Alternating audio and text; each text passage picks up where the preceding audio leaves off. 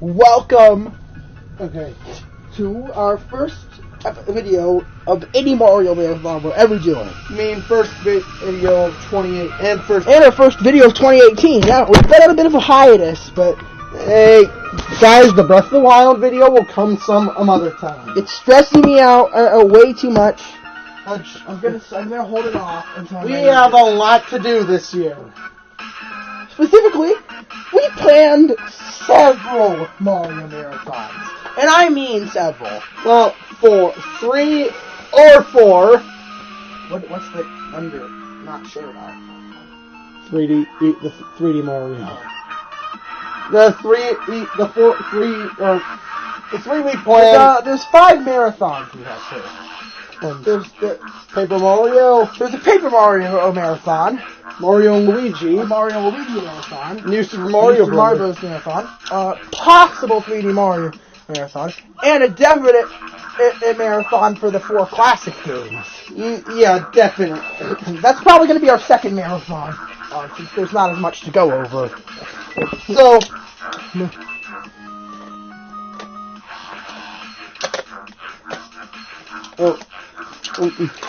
hey, don't forget that Mario isn't the only thing we'll be doing this year. Yeah. Okay, but either way, welcome to the Paper Thin and Marathon. To the Paper Marathon. Paper Mario. Oh, one of the most from one of the most beloved to one of the most polarizing. Now, the first 2 are generally accepted as really good. The third one is forgotten. The third one is either forgotten or written off. And written off for being too different or demonized by some people. Like the fourth one is universally hated by 99% of people. Well, and even though critics gave it 8s. The fifth game received better scores, but still very divisive. It was very divisive. And yeah, there was also a crossover game, but that's part of the Mario. But that's considered part of the Mario and Luigi series, so we're not going over that this year. Paper Mario has a very interesting development history. Take it away. If you ever heard of Mario RPG, I'm betting a lot of people have. I bought the game, but Alex never played it. I haven't gotten around to playing it yet. Thing is Square Airsoft owned the rights to all the characters there. To the characters. So Mallow and Gino are copied. Mallow, Gino, Sniffy, any new characters are owned by Square. Nintendo wanted to make a sequel on Mario RPG 2. But they couldn't get Square's permission. And so it became Mario Story. They experimented a little what art direction they want to take it. And they eventually found that, weirdly enough, Paper Thin in 2.5D models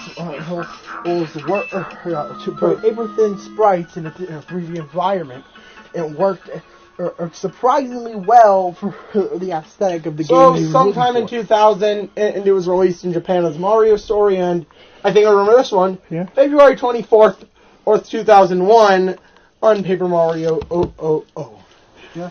Oh yeah, one of the last games on the N64 or North America. And in my personal opinion, one of the best N64 games, but we'll get into that.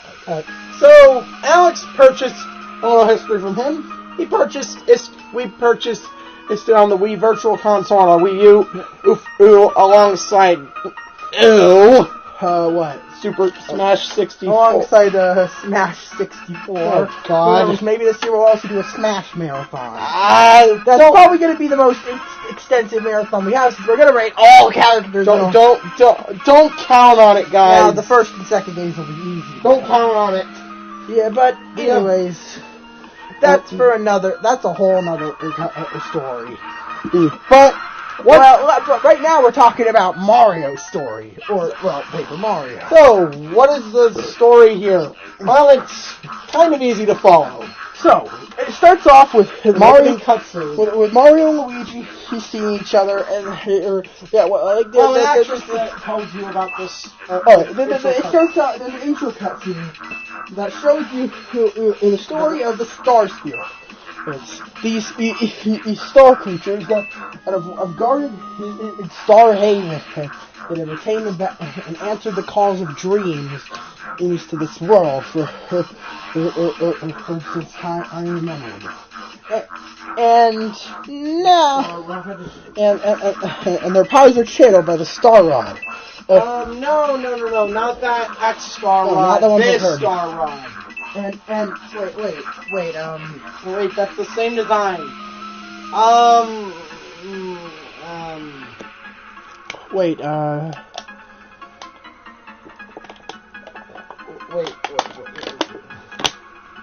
wait a minute. Are Mario and Kirby in the same universe? I don't even know. Okay, that's wait, what's happening? Oh, great, it's Bowser and his clown car. Bowser and his clown car, and wait, who is that? Bitch, Lady Kamek. Is that Kamek's grandma? Yeah, this is Kamek.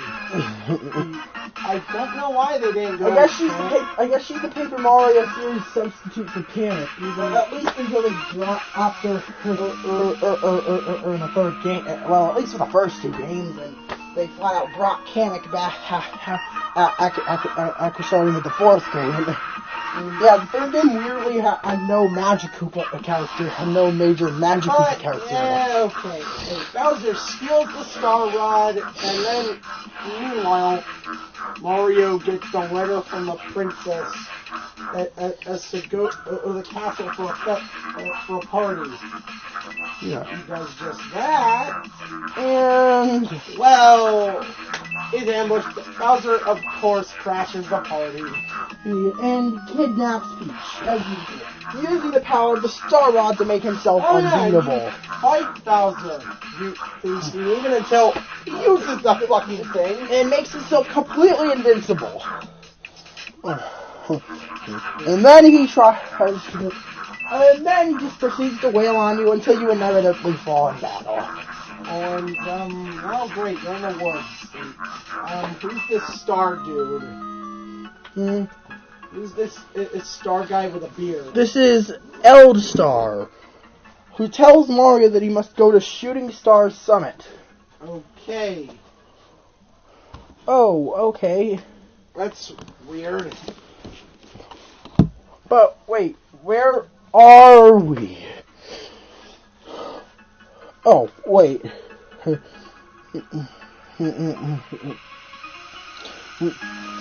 a minute. Mario is then found by a family of friendly Goombas.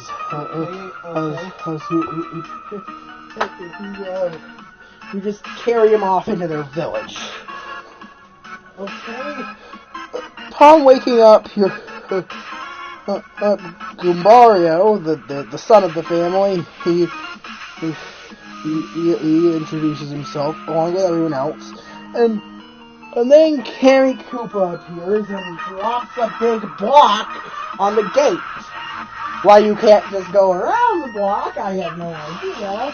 But yeah, how to crash Paper Mario. But you end up.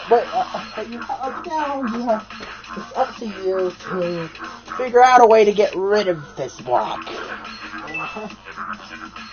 Wonder how to do that, huh? Well, let's just keep playing then.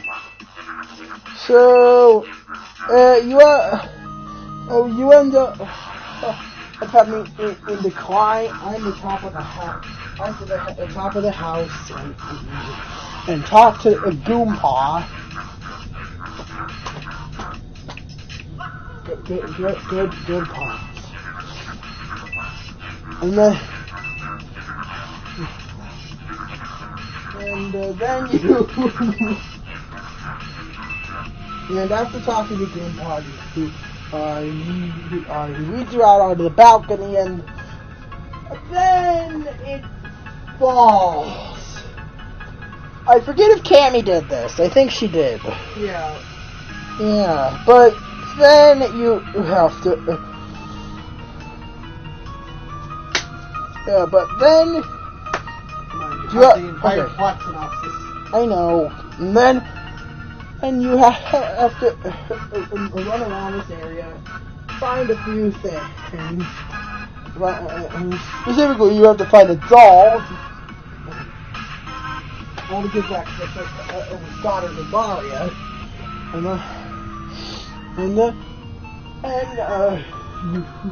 And you also find a hammer. Which, well, yeah. Anyone outside Mario fan and knows what how important the hammer is in Mario's RPG moveset. So, oh yeah. After getting this hammer, you finally get it away to break the block. So, and you have to, yeah. And then Goomba says that Goombario should go with Mario, as he's apparently his biggest fan. Yeah, that's normal. This guy has killed countless of your cons. I really could have just avoided them, but sure. Yeah. I'm not gonna question it. I mean, this is a different. This is a different canon. But you still still fight Goombas? You still fight Goombas though. And you see Goombario attacking Goombas. Yeah, Goombario joins you along your quest. So, and a bit of a detour. And wait, I think I forgot to mention something. a boss. There was a boss earlier on. Jeez, I'm always forgetting things. The first boss fight in this game is Junior Troopa. This is Koopa, a kid who's in an egg. Who's inside of an eggshell. What? Yeah.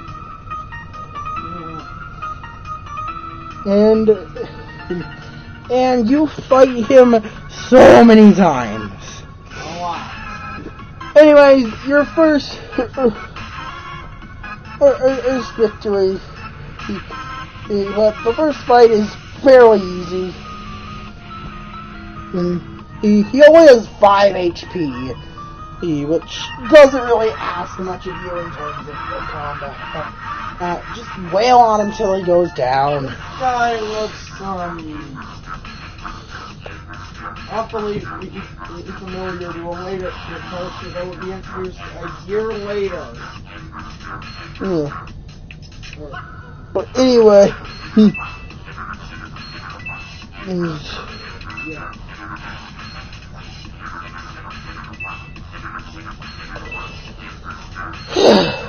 you have to, sorry. Your next goal is to. Damn it! I'm having a brain fart. Okay, you go. I know. You go forward and you meet. Oh, you don't meet anyone. You just go. Yeah, you go forward until you reach the Goomba Bros. The Goomba Bros? Yeah. The Goomba Bros fight you on their own. And first. And Blue Goomba has 8 HP and Red Goomba has 7 HP.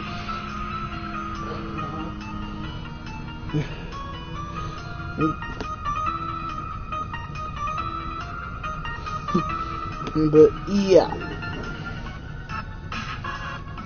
Anyways, that's not much of an issue. All you have to do, after taking them down, you just move forward and they're there again. Also, their attack stat is both 1 and they have no defense.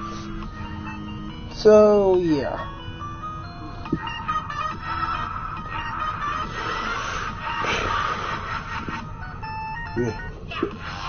And your real first boss. Yeah. Your real first boss is your real first boss is the Goomba King. Oh, you fight him alongside the Goomba Bros with like 2 health. Wait a minute, is that the fucking Goomba boss? Yeah, this guy was actually be first introduced in this game. As the Goomba King. For some reason, he was called the Goomba. Yeah, I don't know why they suddenly decided to put him in a later game. In an official main series game. And that's still confusing. But anyways, as for his details, he had as 1 attack, 0 defense, and 10 HP. This is your first. He's not all too much harder than and the Goomba Bros. Rating for this guy. A little quick tip: you have to try using your hammer on the Goomnet tree in this battle. So yeah. Anyways.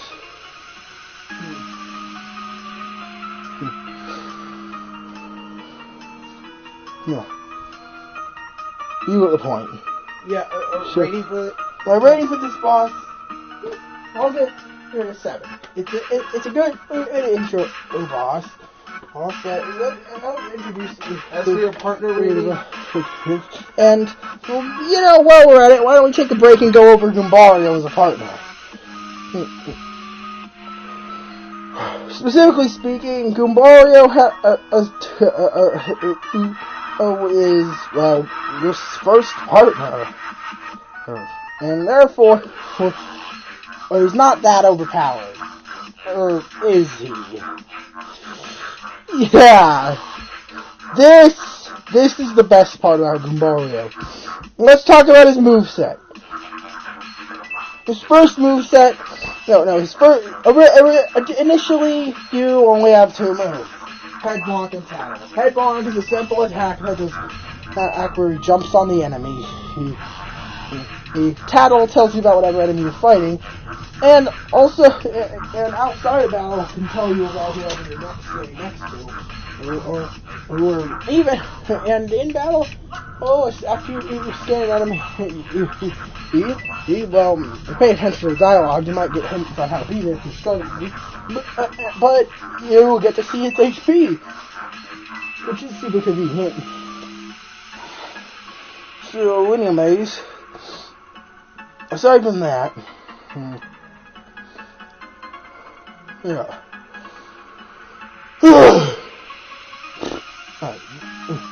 Yeah. Anyways. Okay, moving on. Yes. What's stuttering? Goombario, after ranking up once, I never gonna mention, there's these blocks scattered around the world that boost the power of your partners and teach them a new move. Goombario's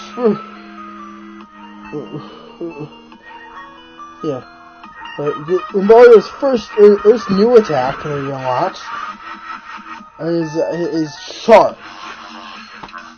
1 FP, you can boost the power of your next damaging move by 2. Assuming you don't take damage. Assuming an enemy doesn't disrupt a Goombario by attacking him and stunning him. Your partners don't have HP. Instead, they can be stunned. By enemies. Not only in this game. Yeah. In this game. Heck, this is the only game other than Bowser's Duel where you have battling partners in the first place. Anyways, is this combined with his next move, Molly Bonk. By the way, Charge can be stacked. Molly. Allows you to rack up ridiculous levels of damage if you time it. I'm your multi-bonk, right? And this is how I deal with most situations in the game. Except and when I'm struggling. Tried doing this again. I tried doing this against Bowser, but he kept using his attacks and stunning Goombario, messing up my chain entirely. But either way, overall rating 10. Absolutely broken if you know the right strategy for Charge. This is a Goomba that looks up to Mario. That's adorable. and kind of funny in a dark way. Yeah. Also, he murders his own kind. Very casually. So yeah. As for the prologue rating, I'll give the prologue. Wait, the prologue's not over. wait, what? Of course it isn't. What do we got? See ya. What do we got? Alright, you have to then after moving past this area with the Gamma Cave, you finally get to Shooting Star Summit. And okay. So, while I'm doing that, is you have to what? okay. You have to use this. You get a huge SWAT jump or something? Yeah. Alright, the Star Spirits explain about how to tell you how to destroy the Star God, and then they tell you that you have to rescue them to unlock the ability to use Star Beam. And when you use Star Beam, that'll apparently weaken Bowser's invincibility. You know how he can damage. So, yeah. Eldstar explains that Yeah. here. Eldstar, well, along with all the other Star Spirits, kind of. Wait, collect the 7 stars? Mario RPG, anyone? I don't actually know what this game is gonna be. Yeah. Got a point there. Okay then. Yeah, so. Anyways.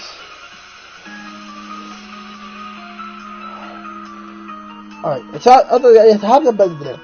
when you reach the top of the summit, you hit okay, anyways, Peach, you see Peach, and she's trapped in a room in Bowser's castle, which is... Wait, this isn't Bowser's castle. Oh, yeah, it is. Yeah, it's Bowser's castle. Well, it's technically Peach's castle. Yeah, Bowser took over the castle. Rather than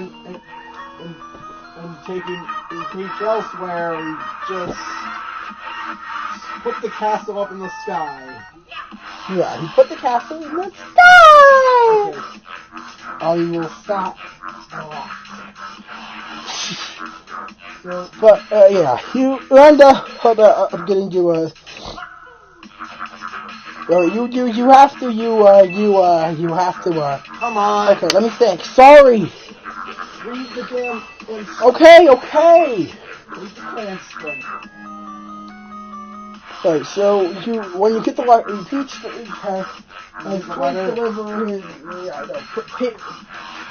Twink shows up and deliver and Peach tells him to deliver her lucky pendant, the Lucky Star.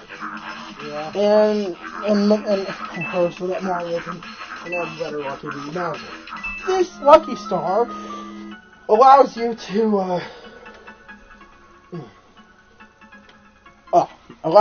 to perform action commands, which allow you to get more damage off of your attacks. Attacks or increase the duration in a status mode. Oops. So, yeah. And probably enough of a Magic Koopa shows up to fight Mario.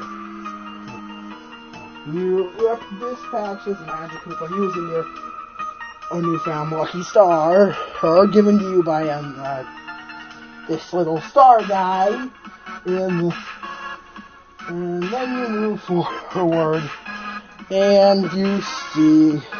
We done with the prologue. Yeah, and you go down to Toad Town. Wait. Oh, apparently you don't get the Lucky Star until Toad Town. You have to fight a Magic Koopa. I'm not sure if you do fight a Magic Koopa. No, you fight from Mario, kind of. He tutorials you on action command. Okay, come on, you are... Okay, I don't understand this wiki, okay? I forgot about a lot of the events of the game. But anyways, when you get to Toad Town, you meet this guy called Merlin, and then you Alright, and then, Merlin and tells Mario where he has to go next for the Star Spirit quest. Which is the Koopa Bros Fortress, just east of Toad Town. And apparently they're holding out Star Capture there. For some reason. Yeah, this is where, isn't this where the prologue ends? Yeah, and this is where the prologue ends. Rating? Yeah, my rating for the prologue is 6. It's kind of boring, not very involved. The lack of action commands really messed me up here. Considering this was the third game I've played after Sticker Star and Super. Yeah, he played the games in a weird order. And I had no idea what to deal with the and I was like, wait, I can't press buttons for my attacks to do more. Or like in Sticker Star. Wait, I can't. Wait, the enemy, he's gonna attack me. He's in Sticker Star though? What? I don't know. Anyways. Chapter 1. After Chapter 1, you get to move on anyways, so not much of a big deal here. Yeah, so.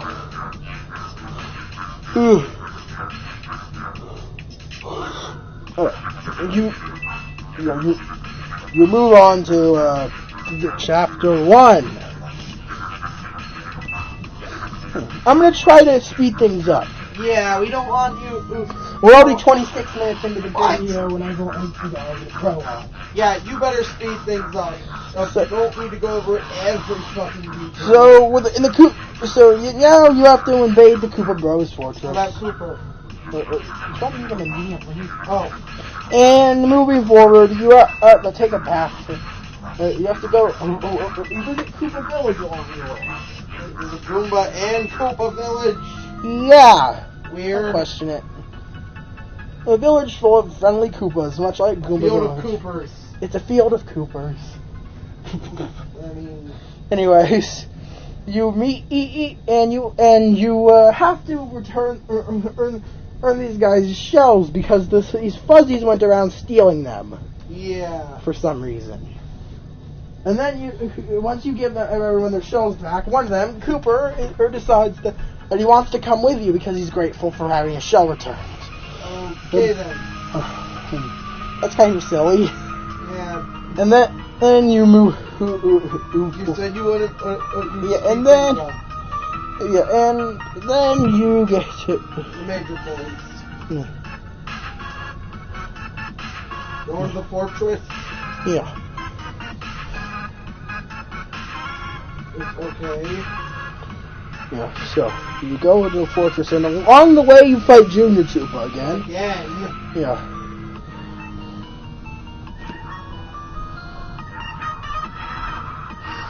Yeah, okay, let me get his information up.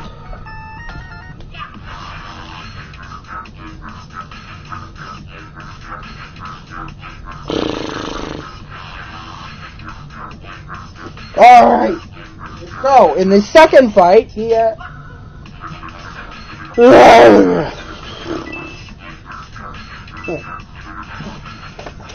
in the second fight, you have, he adds on a defense point by going inside of his shell.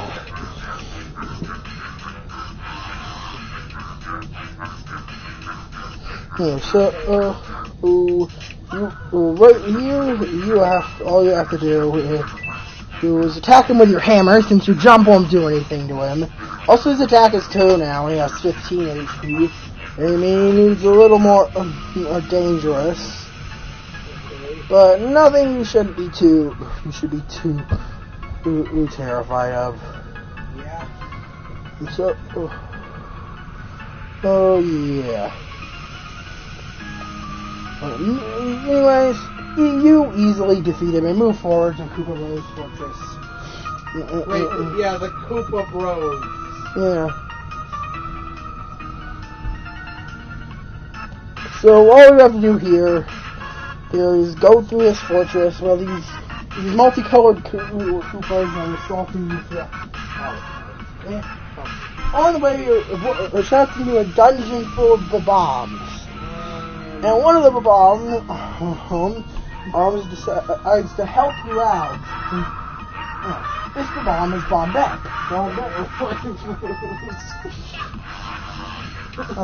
Bombette decides to join you and help you out. Okay, that's two parts. Wait, others in one. Chapter? Speaking of which, let's go over these guys. There's a field of Koopas. First, field of, just Cooper. Cooper is your second partner, maybe. And he has the special ability to send his shell flying in mid-battle.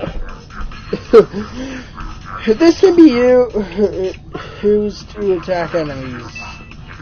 Okay, that was a horrible.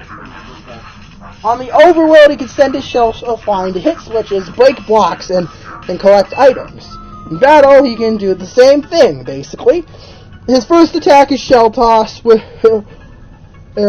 he does basically the same thing I just told you. Yeah. And sends his shell flying at the enemy. As for, What? Shit. Alright. As for his second move, Power Shell, which costs 3 FP. By the way, Goombario's charge and his, Goombario's charge costs 1 FP, and Goombario's, and his multi-ball costs 3. I forgot to mention the FP costs. So, anyways, his Power Shell attacks every enemy. By the way, Goombario can... No, not Goombario. Koopa can only hit enemies on the ground. I don't think a shell can jump. Actually, New Super Mario Bros. DS and Super Mario 3D World would like to have a word with you, but still. Anyway, you have to move forward like usual. I forgot to go over Koopa's moves. Dizzy Shell. Dizzy Shell is his first unlockable move. Move for 4 FP, which has a chance to make enemies that are attacked by it dizzy. Meaning their attacks might miss. Which can be really helpful, of course.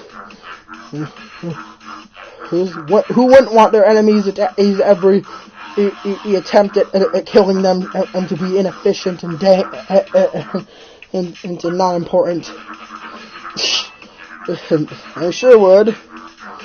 But I digress. The final move is Fire Shell. Fire Shell can kill Dry Bones instantly for some reason. I don't know why the wiki bothered to point that out. But, yeah. It attacks all enemies on the ground. So, yeah.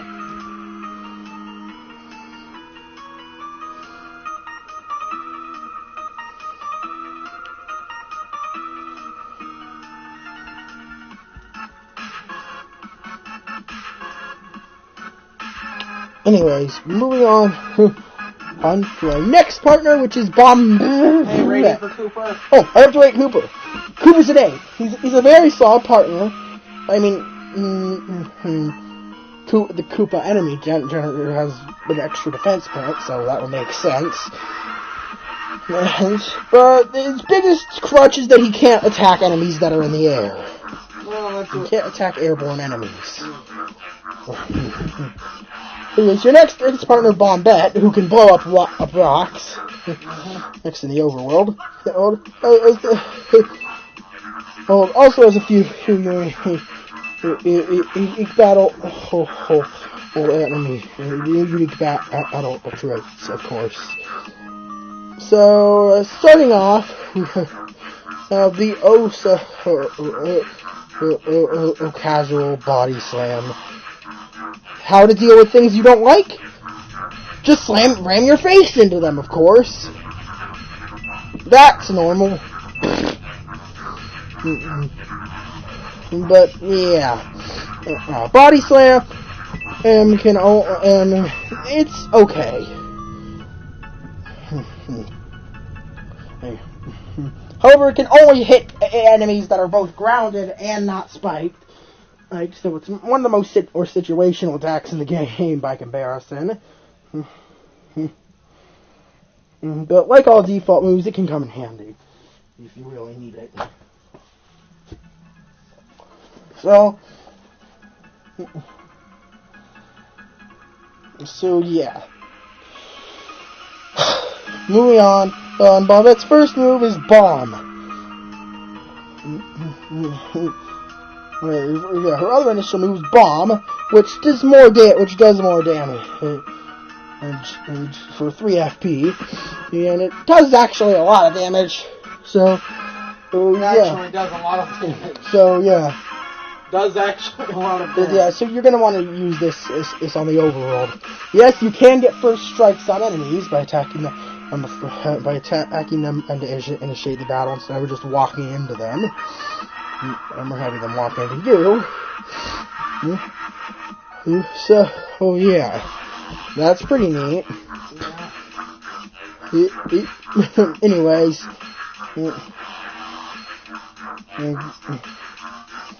You also okay. Another one of her moves is Power Bomb, her first unlockable move is Power Bomb, which damages all enemies on the ground specifically.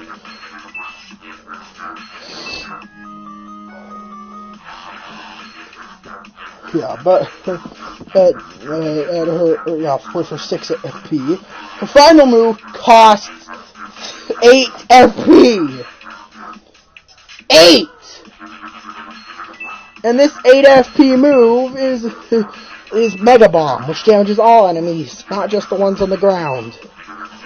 Oh my god, that's amazing.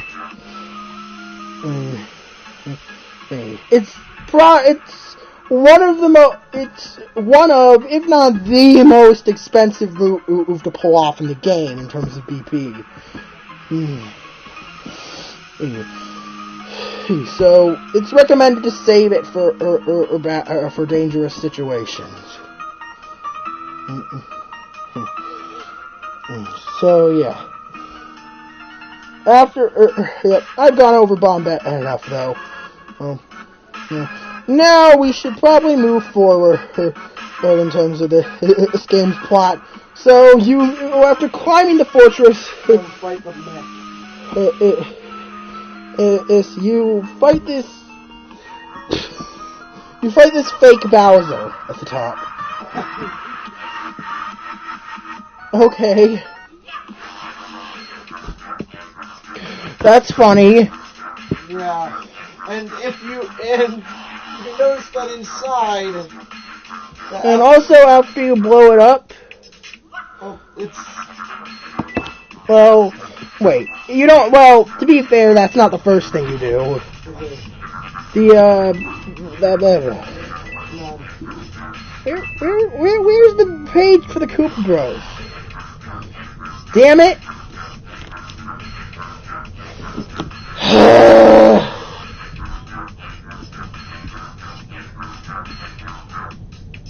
Okay.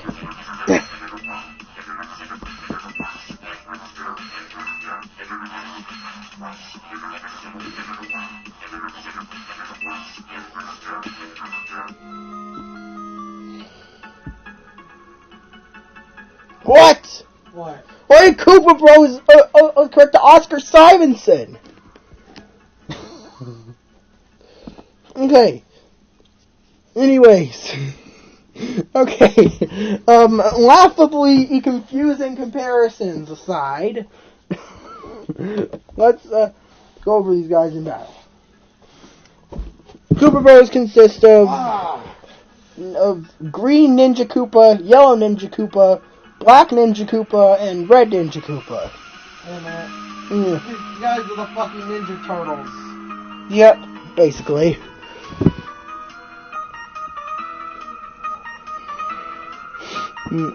Both of them, all of them have 5 HP and 1 attack and 1 defense, unless you flip them over.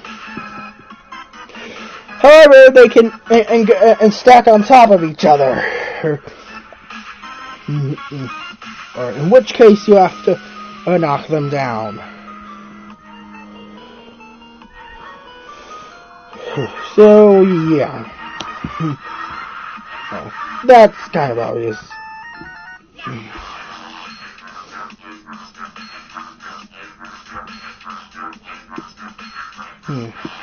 So, anyways, you move on from in chapter 1 to continue to chapter 2. Rating for the boss. My rating for the boss fight, which is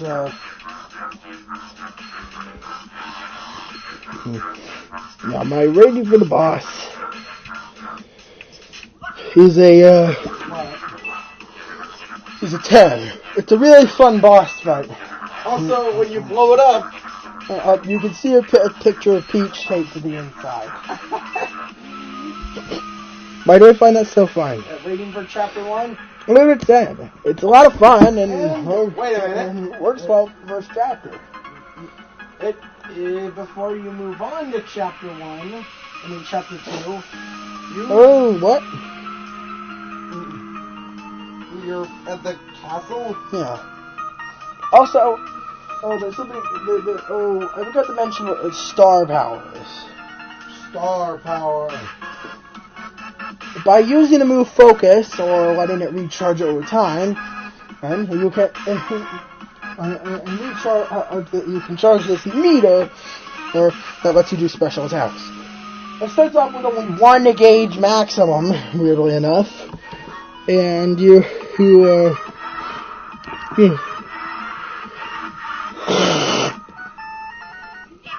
okay.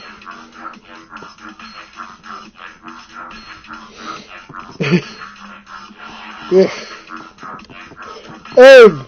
Anyway. The interludes. Moving forward.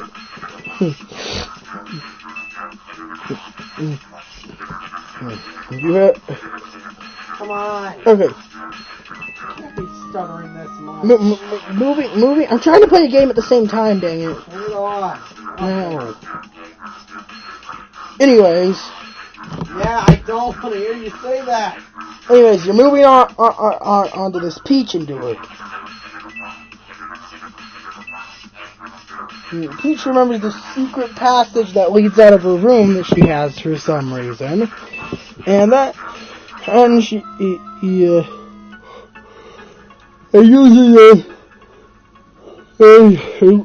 get to another room in the castle and find Bowser's diary. What? And we find out you learn a few weird things about Bowser, along with the fact that you slowly find out that this is Bowser's diary. Yeah, along with the fact that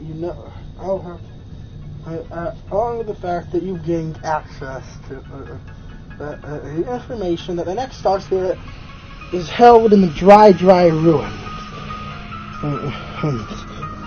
And Bowser was like 2 feet away, and didn't notice. Yeah, Bowser's very nearsighted. So, anyways, you move on to chapter 2. You have to take the train Mount Rugged. Mount Rugged, you come across this paratrooper named Paracarry. Or as some people like to say. Or as I like to say, Pay-Rockery. A rockery. Pay-Rockery. You have to pay to use this rocking chair. No one? Okay, anyways, he tasks you with finding these 3 letters he left scattered across the mountain. And we'll try and deliver them. Yeah, he's a postman. Also, I just realized you have 2 Koopa partners. And they're 1 chapter apart. What?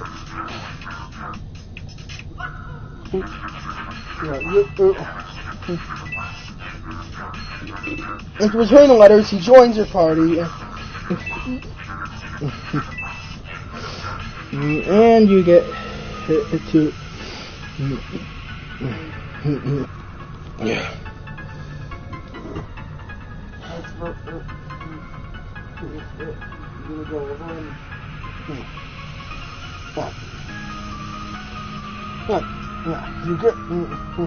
Well, speaking of Parakarry, let's go over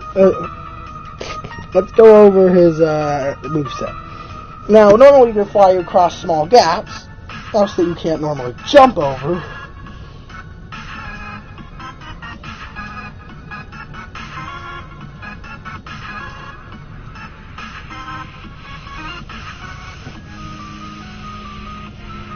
Yeah.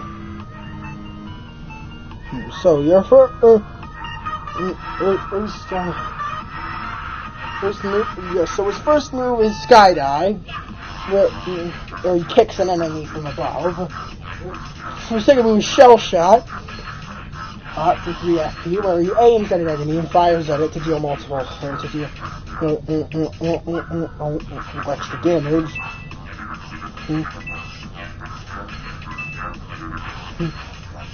His next move is Airlift, also for 3 FP, where he carries a single non-boss enemy away from the fight. Quit. Stop! Okay. Where he carries a single non-boss enemy away from the fight. He can't carry spiked or burning enemies, though. The next move is Air Raid. Where he will, for 6 FP, he will fly around like crazy, as the wiki puts it. Now just imagine you flying in random directions and bumping into stuff. That's not a good description. He retreats into his shell, and zips around out in multiple directions, and dashing through the enemies along the way. There, that's a better description than the Mario wiki could give. If that attack.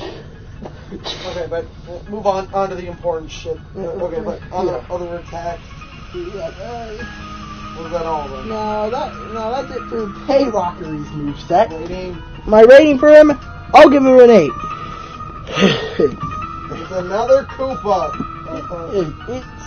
It's kind of uncreative that you have a second Koopa partner. Look, I get 1,000 Year Door might have copied other species, but at least they have only one of each species / subspecies per game. And 2 Koopa partners is freaking ridiculous. I swear I'm gonna have to do a video showcasing my Paper Mario partners when they're all done. Anyways, moving on. Next up we have Chapter 2! No, wait, what? We're still in Chapter 2. You have to cross, after crossing Mount Logan, you have to cross the desert. Along the way in this desert, you meet this guy called Colorado. Spelled with a K. He's this Koopa explorer that goes around and he's doing cover mysteries and puzzles. This won't be the last time you see him, so didn't see him. Apparently Cooper is a huge fan of this guy.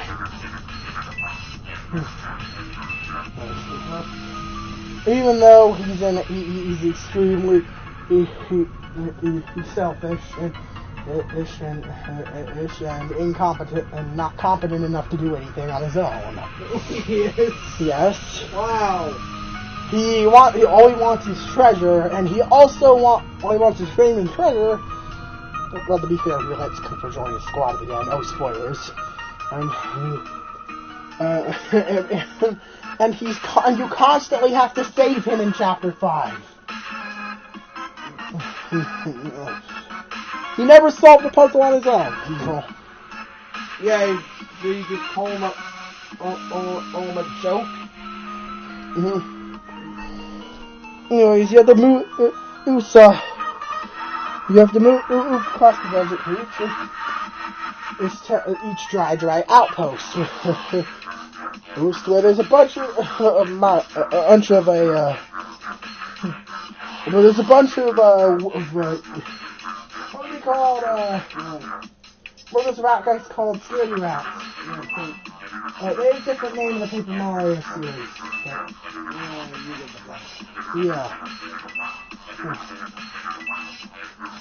I'm just gonna call them Scaredy rats. So so you have to meet the town leader, Mustafa. Special orders by asking for a very specific order at the shop. By the way, one of the way you have to fetch around the desert and grab a lemon, it wasn't a lime, I forget. And then and give it to Mustafa. And they'll give you the pulse stone, which you place in a pedestal on the desert to unlock dry ruins. Yeah. As for dry ruins itself, it's your typical dungeon area. As soon as you enter, some kind of ghostly voice tells you to stay out. Oh, ooh, spooky. Anyways, upon reaching the end, and then into this place, as you reach Tubba Blubba. Wait, we're in chapter. No, that's chapter 3. This is chapter 2. Titan Koopa. There, they both start with TU. So, yeah, that was embarrassing.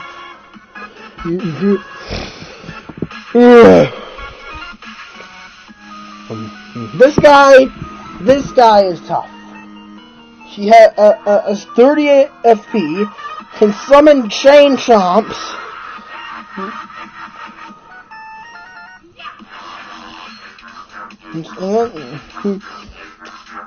And you get he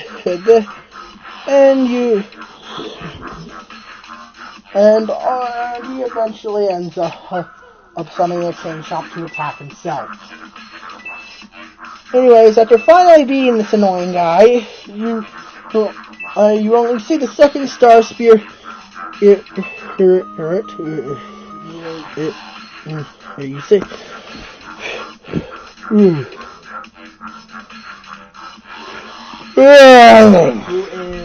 Alright, I think, I'm not gonna get it wrong. I think it's Mamar, but it might be Mistar.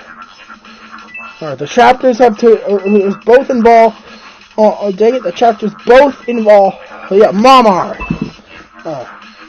Who allows the ability, he allows you to use the ability, I forget, but we're doing it. I think it's Lullaby. Yeah, Lullaby. He sings the enemy's escape. Okay. So, yeah.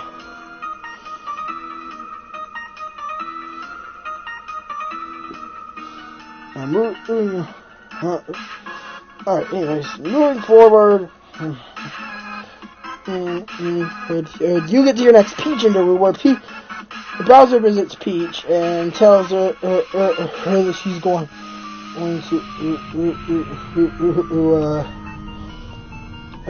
to go and okay, Bowser tells her that he's sending Tubba Blubba after Mario, who's apparently invincible. So, yeah. King Koopa tells Bowser that the Star Spirit that Tubba Blubba is guarding has escaped. Wonderful. Anyways, you have to move forward. You see it. No, you see it. So, Peach walks around the castle and hears that hears from a guard that Tubba Blubba has a weakness of some sort. Yeah. And this weakness is not shown, is not discussed any further yet, but you'll find out as you go through Chapter 3. So, yeah. Moving forward, you move forward. Okay, you go. And rating for Chapter 2? My rating for Chapter 2? Did you even 6. rate? Did you even rate Tut and Koopa? Oh, Tut and Koopa is the boss? 7. He's well designed, but a little too obnoxious. I don't care for Chapter 2. 6. Yeah, Chapter 2 is a 6. I just don't like this chapter very much. There's way too much backtracking in this chapter.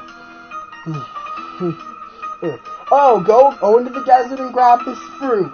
Oh, go across the desert, go to this town, go back up to the middle of the desert. Oh, go around on the desert collecting these 3 items and then and return them to this person and then go back through the mountain. You see what I mean? Oh, also there's a boss I completely missed. It's called Buzzar.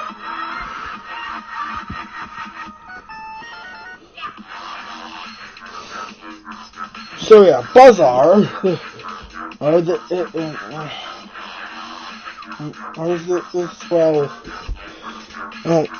Is this buzzard? That's apparently that's apparently guarding Mount Rugged for Bowser.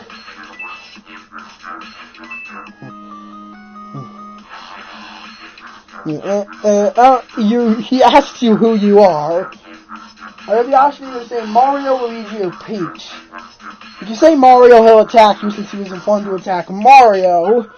And if you say Peach,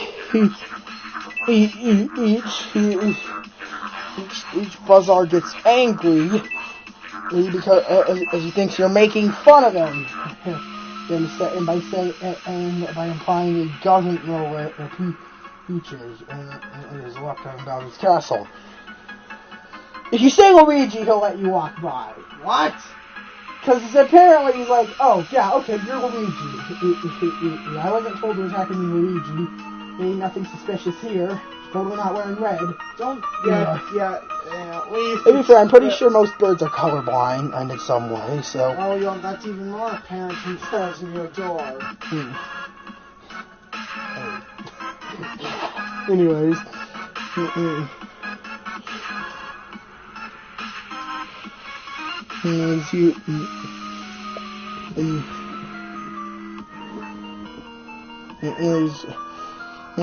This guy has 3 attack and 40 HP. It takes a long time to beat. So I'll give this fight a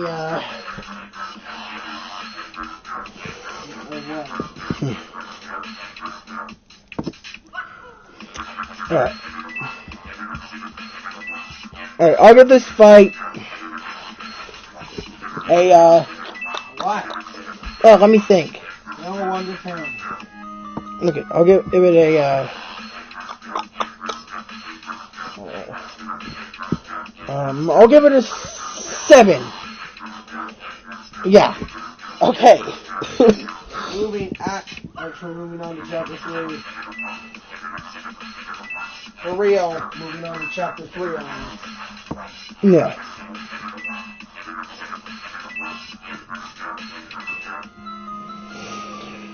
Dude.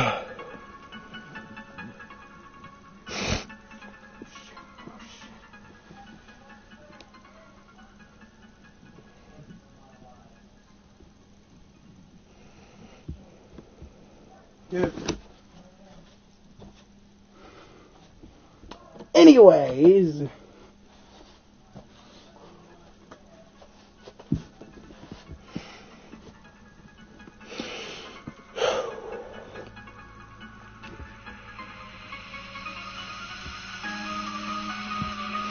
What? Chapter 3. I forgot to mention that there's that there's optional. I forgot to mention that there's the optional Awesome. There's an optional boss that you can talk about. That's in this game. Let me find it. Don't yell at me the whole time. It's a blooper. It's just called a blooper. What? But apparently.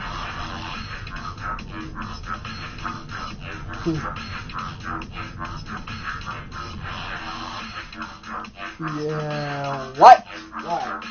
Okay, I'm just now finding out that bloopers before Paper Mario used to be called bloopers. With B, not P. This is really disturbing to me for some reason. I don't know why, but it's extremely disturbing. I sadly can't seem to find any information on this boss fight in any way. Please, yes, there's the boss fight. Has 30 HP and 3 attack. Jeez. Is that hard to go over? So, yeah.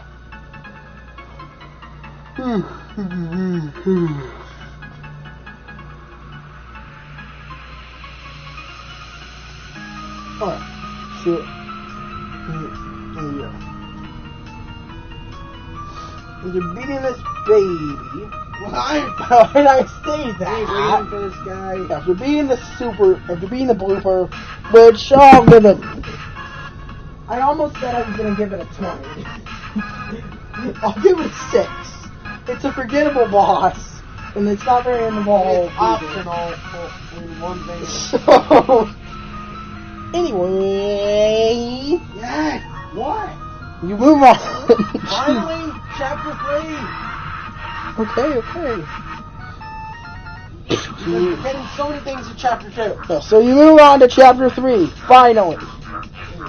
You see a Toad that apparently wants to kidnap. That apparently saw. He wants to kidnap. He saw Boo, and he's scared.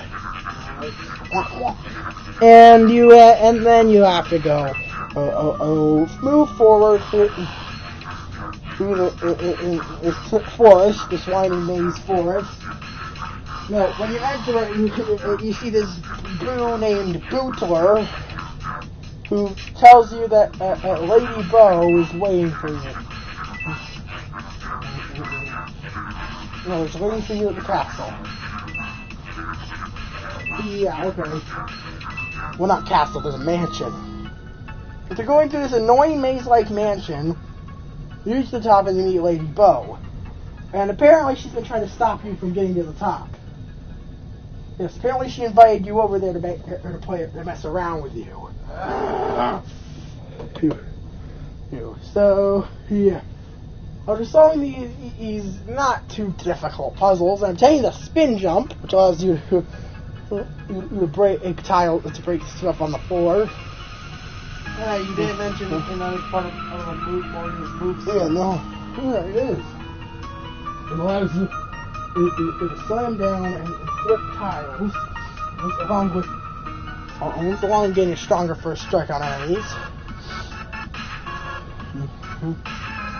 And so, yeah. Moving forward, you now move on to... Okay, you reach Bo, and she now has the Star Spirit captive. And we're already over an hour into it. We are only in chapter... Speed things up! Jeez, I can't. So in this chapter... Yeah, so after you... after you see Bo, she decides... he doesn't tell Bubba's been going around and eating booze. What's with the boar? Anyways, Bo joins you. Seriously, she's a new partner. She also turns invisible so enemies go through you, and if you're on moving platforms, nothing, you'll be immune to everything from touching you. You can't move in this state, though. Oh no. Mewtwo's kind of sad.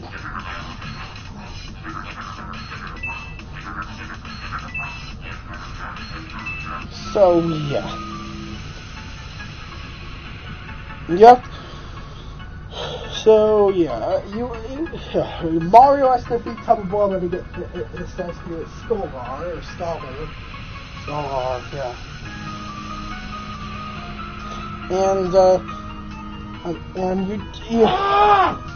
And after you witness a ghost being eaten, you have to go to Tubba's castle and figure out his weakness. Upon going through the castle, you eventually enter his bedroom, right? Where you see him fall asleep and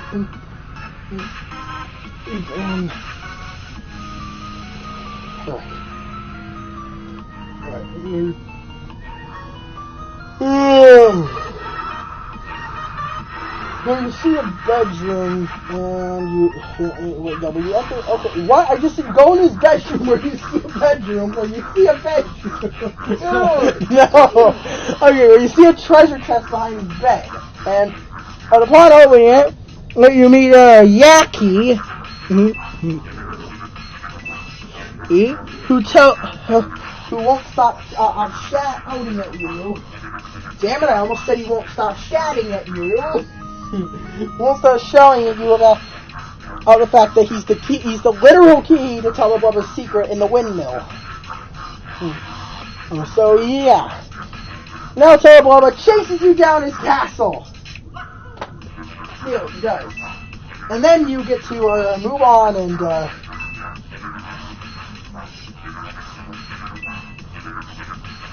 yeah. Okay.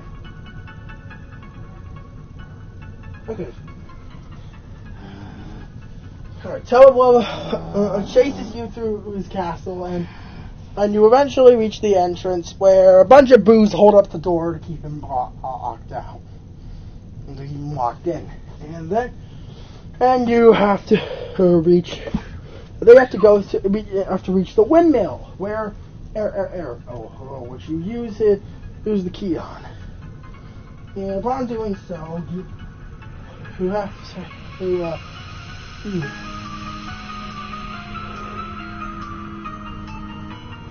upon doing so, yeah. You go further into the windmill until you reach Tubba's heart. Yes, this is a literal, honest to God heart. That is very strange.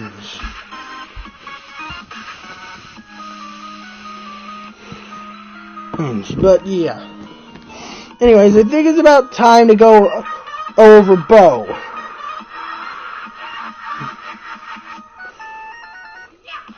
Okay.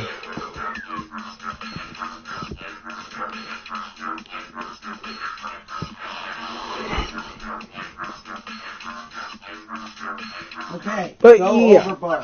Okay, I'm trying to load a page. I'm trying to load it. Google's fucking crashing.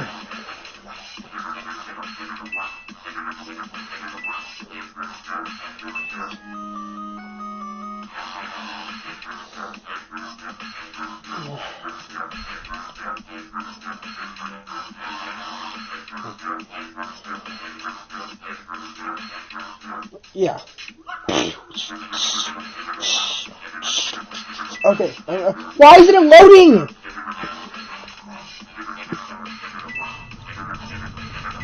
There. How did you have open? 3.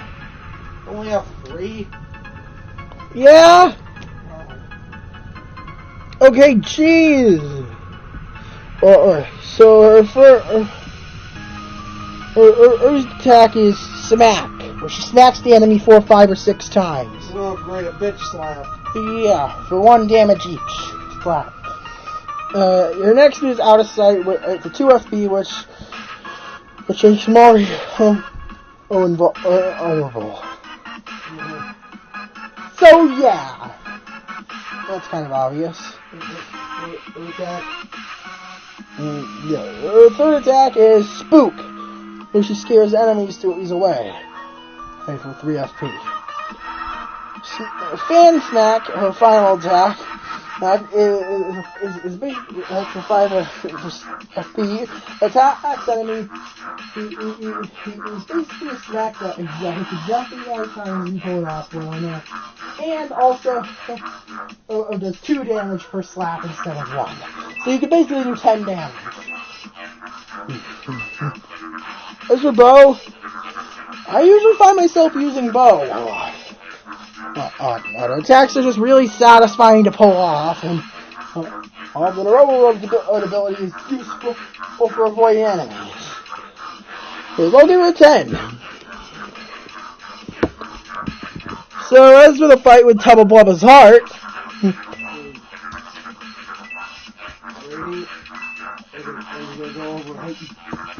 yeah, so I gotta find this.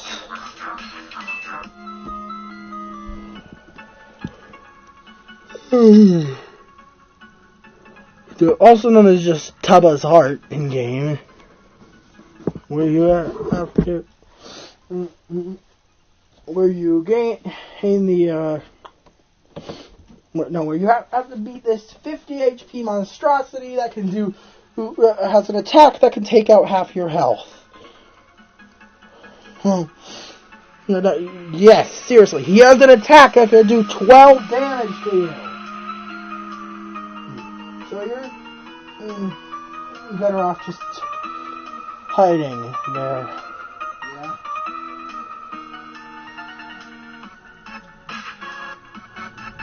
So yeah.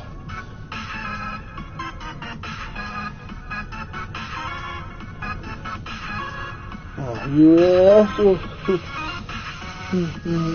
after reading this guy, you chase him out of the windmill. Yeah, after beating this guy, you actually the game stops you from damaging him when he reaches your health, and it chases you out of the windmill. So.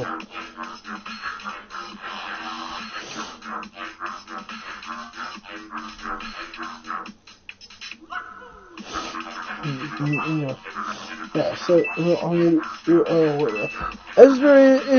for the fight with Tubba Blubba, here mentioned the heart has 6 attack.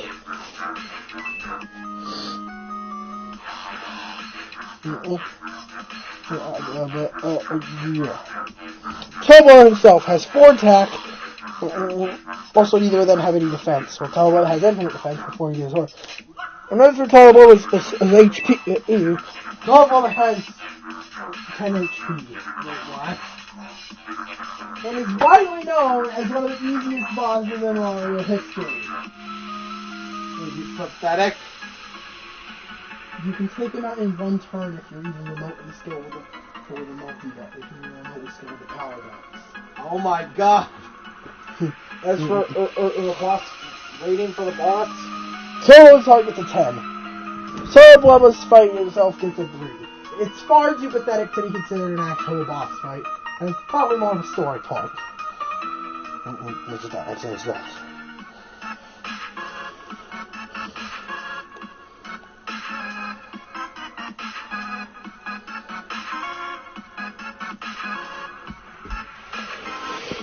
So yeah!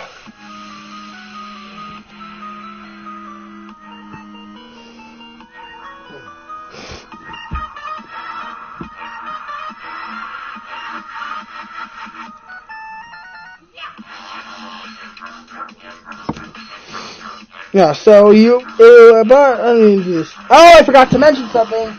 Earlier in Chapter 3, you fight Junior 2 for a 3rd time. And this time, he has...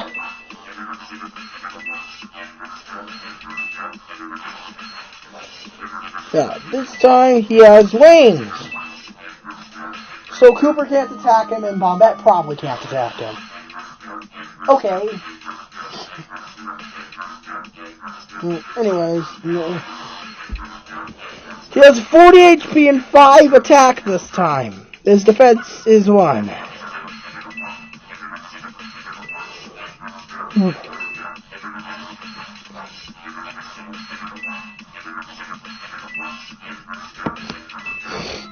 So yeah. After beating this guy, after beating Tubba Blubba, you get score and unlock the Starstorm. Yes, it's called the Starstorm. Mother 3 notwithstanding. Okay.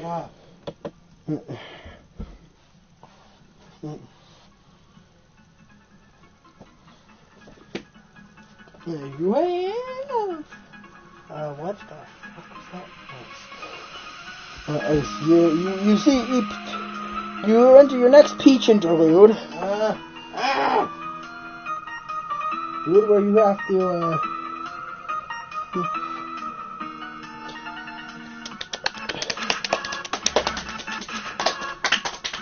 Stop! Okay. I'm not a fucking move! What? I'm not a good move. Oh, okay. Okay, I thought you said I'm not a fucking noob. Okay. Okay, moving on to chapter 3 interlude. Peach is, Your question. yeah, Peach. No, wait, you make a fucking case. Yeah, well, for Peach, no, that's chapter 4. Ah. For Peach, you have to sneak out and you hear Bowser and Utari, and Bowser asks you what Mario's secret weakness is. So yeah. For this, you have to for Mario, and Mario's secret weaknesses. Yeah, obviously a Thunder Rage, Dizzy Dial, and Super Shroom. You get to choose what Cammy puts in obstacle rooms in chapter 3. And you have a chance to ask for items instead.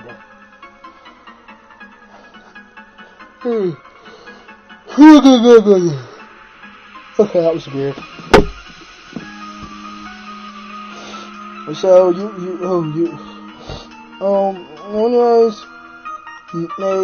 Twink appears and tells Mario about something. I think. No, wait, that's after chapter 4. Yeah, we're doing. Yeah. Oh yeah, Shy Guy's Toy Box.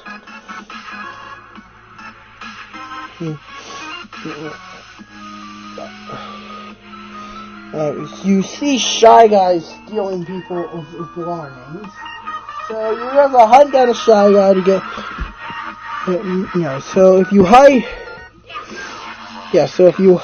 hide inside of a room with Bell's ability, you're able to see a Shy Guy open a secret door, which then you get the ability to open and yourself, and you get to enter this toy box. Basically, this is chapter 2 on steroids. A lot of backtracking. Jesus, this is the worst chapter in the backtracking. This is the one chapter everybody dreads going back to when playing this game. And I understand it. You have to backtrack at least 5 or 6 times in the whole chapter. Yes, you have to get an item, and by being an enemy, you have to go back to Toad Town, do something, and give it to someone. And then you have to go back at Shy Guy's Toy Box, progress a little farther, or bring back an item, progress a little farther, bring back an item, progress a little farther. It just keeps going on. Eventually, you unlock a new partner. And this is probably the only thing, and one of the few things I actually think is noteworthy about this chapter. Right.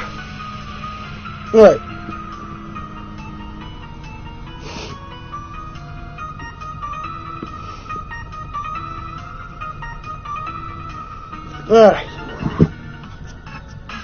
Moving on.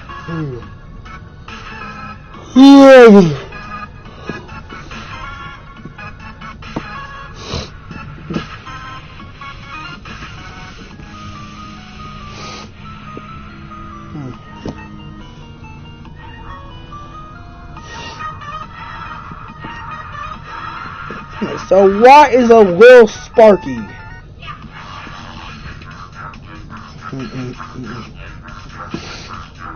You end up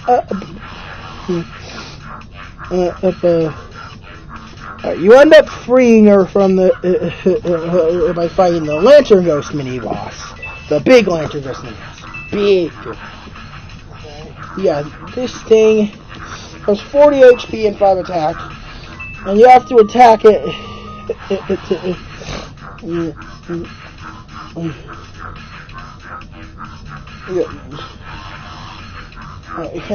And the attack by lowering its by destroying it, by attacking its lantern to make the light brighter, and then you can actually attack it. As for what on herself, you help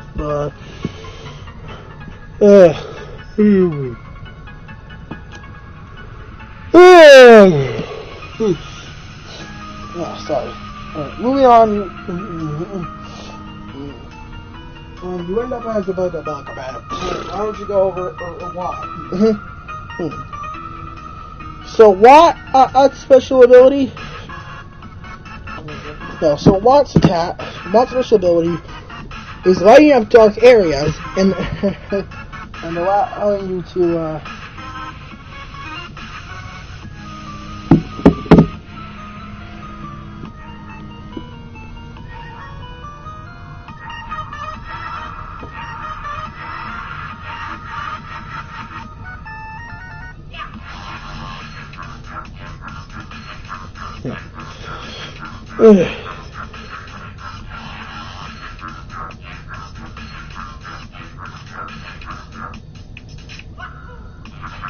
Okay. Yeah, okay, so anyways, you have to move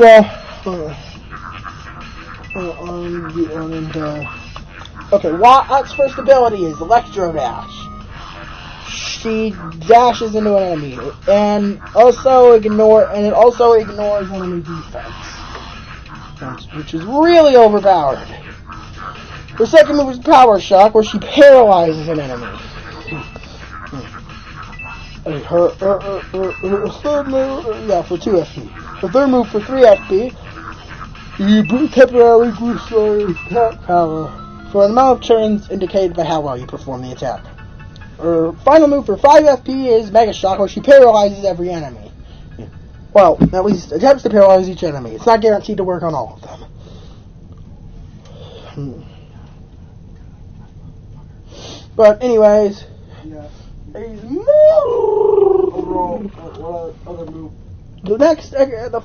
boss of this chapter. Right, rating for Watt. My rating for Watt is my rating for Watt is a 9. Very useful partner. I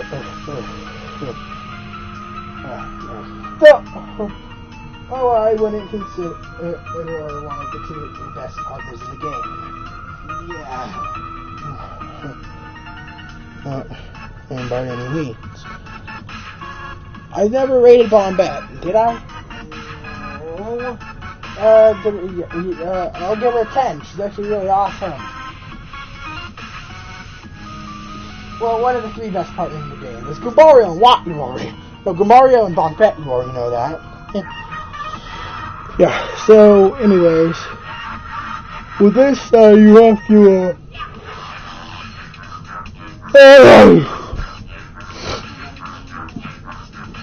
you have to reach, you move on and you reach General Guy.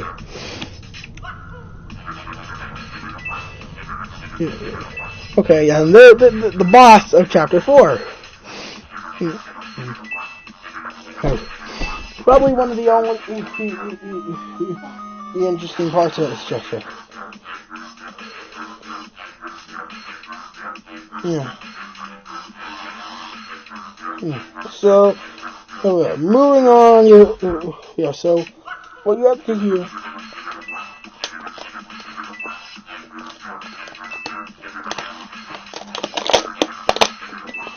Okay.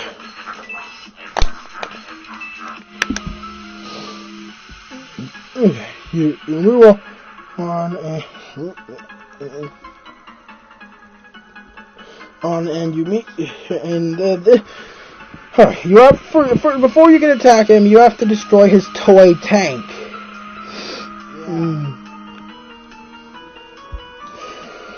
So the tank itself has 8 HP. It has one in effect. So using a rod on it can negate this completely. Allowing you to actually damage this thing decently.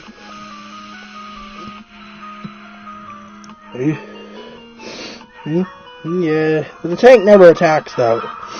General Guy himself has 30 HP, 2 defense, and 4 attack. Wait, why is he on his tank if he's more defense, if he has better defense than it? I'm so confused. Anyways,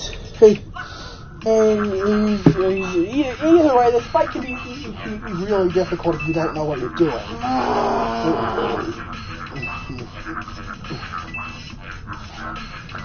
But at the same time, it's not unfairly difficult. But it is actually one of the few bosses I legitimately died to. So yeah, let's get past the next aspect. On this fight, I did 8. Actually, a solid battle for one.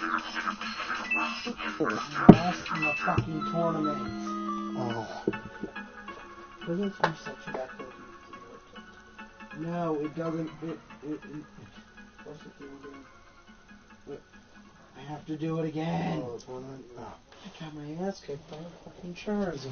Oh, anyways. Moving on, you have to. Explain. Alright, moving on. For Peach, you have to bake a cake. And also you have to let it bake in real time. So that's extremely annoying. But yeah.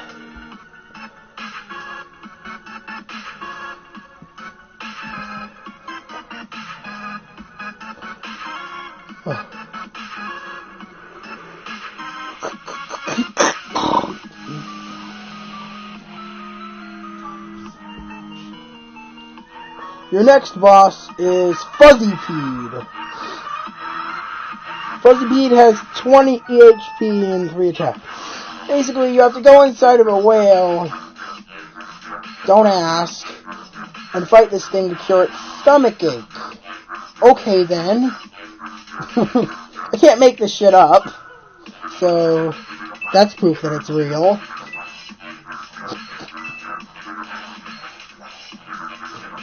Yeah! Okay. So, Fuzzypeed, basically just attack him with what? Fine, the fight's not too hard.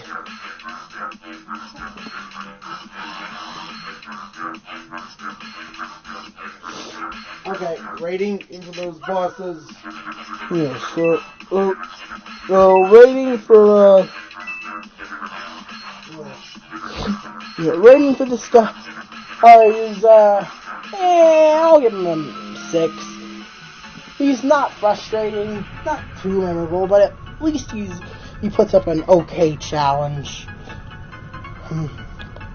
Anyways, Colorado for some reason head off to Lava Lava Island.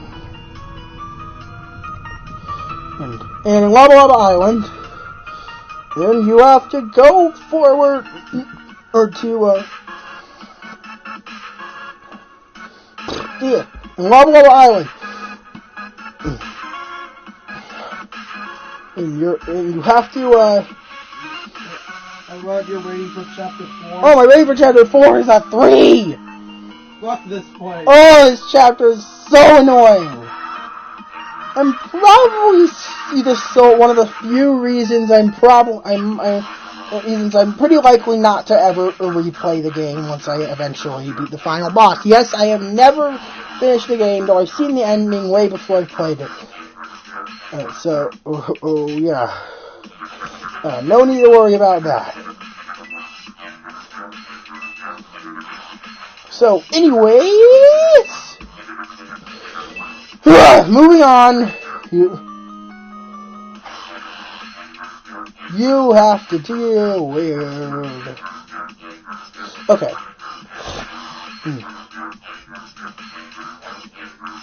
Alright, so you have to deal with okay, you have to deal with Colorado stupidity. Well, but first, you make sushi. This fish babysitter thing.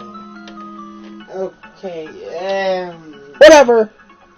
Sushi, he is your next partner. Yay! And it's the second to last one in the game. Okay. Anyways.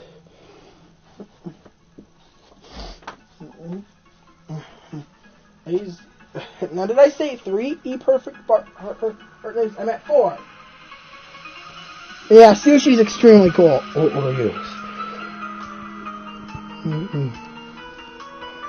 Sushi. Well, first you have to help her or hunt down all these baby Yoshis that have run off while she wasn't watching. And her ability is to let you ride on her back across streams of water.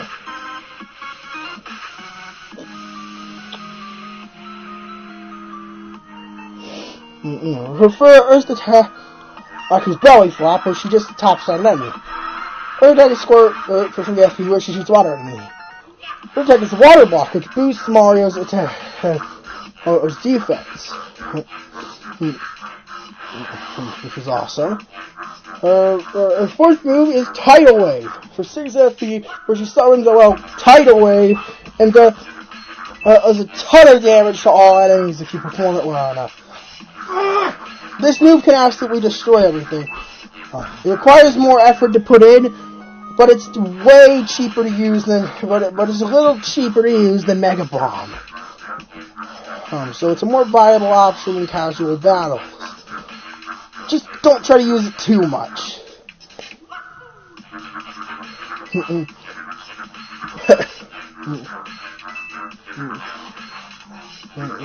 But anyways, he's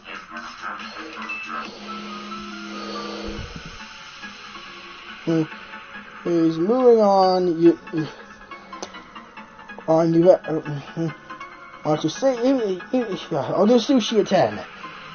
Well, yeah. Well, yeah. And if you're wondering what the 10 is for, mainly the fact that she's one of the more creative designs in the game. They never, Thousand Year Door didn't use a cheap partner.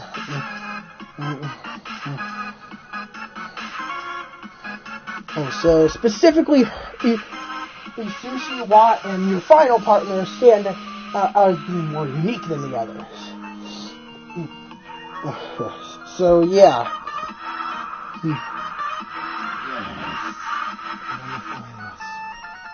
Moving on. And you have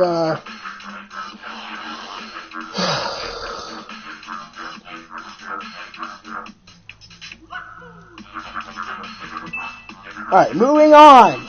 You have to find the Yoshi kids.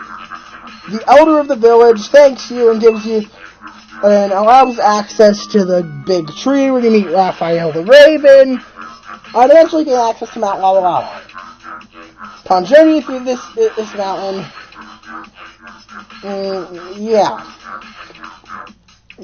okay, just journey through the mountain, and then, we'll get to, okay, upon journeying through the mountain, you are able to, oh damn, I've lost for words. You deal with more Colorado stupidity. Solve some puzzles. We'll just go through an overall kind of annoying section. You're still on chapter 5? Yes. Oh my god. And then you finally reach the boss. And this boss is known as...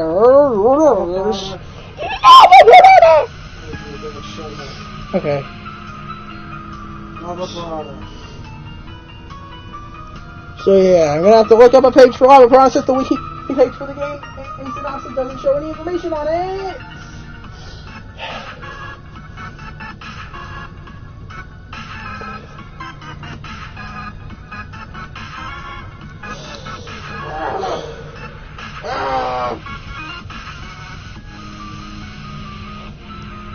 Yeah, so the Lava Piranha. Alright, so the Lava Piranha is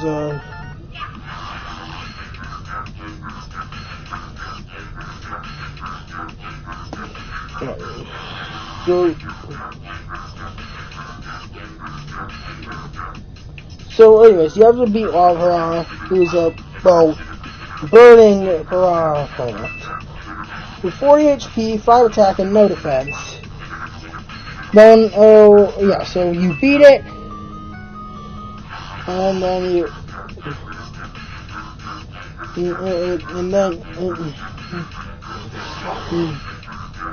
and move forward with this challenge, and, okay, why are you having so much trouble?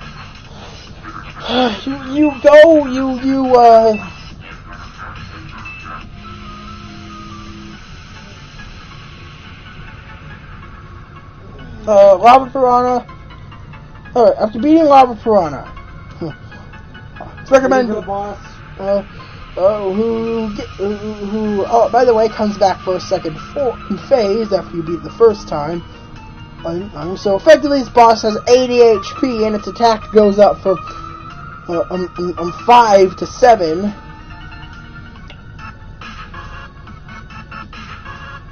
You can't joke about it. It's absolutely ridiculous. But anyways,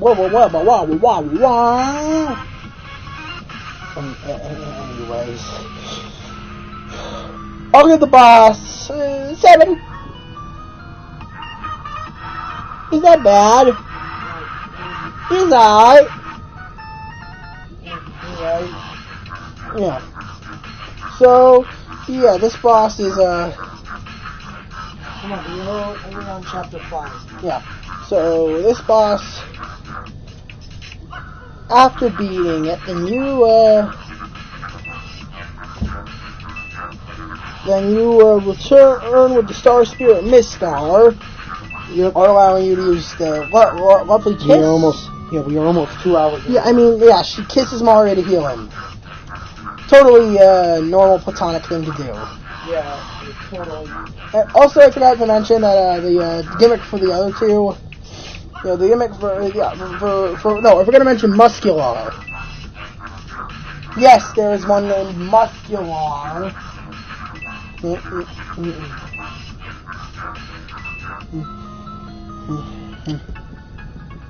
Or who, I forget what Muscular does. I forget what the move is called, but I know it boosts your attack. Yes. So, anyways, you know the deal at this point. Yeah. Oh, by the way, when you get back after you fight Junior Trooper. Again. For the 4th time.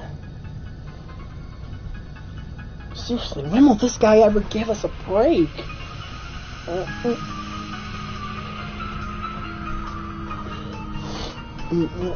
So, oh yeah.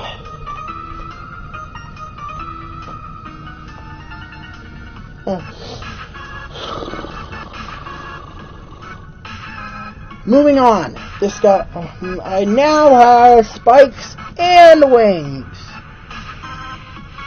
So,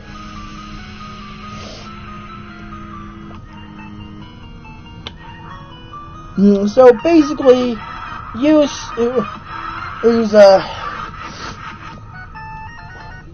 So basically, finish this guy off you. Take this guy down using what? Oh, it's not that hard. Well, he has 20. He technically has 40 HP, but in a battle he only has 20 because, well, he tired himself out from swimming all the way to Lava Island and back. So, yeah, moving onwards. Let's go. We have, Finally go on to chapter 6?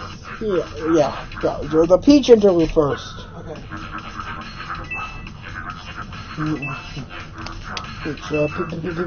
Wait! Boss time.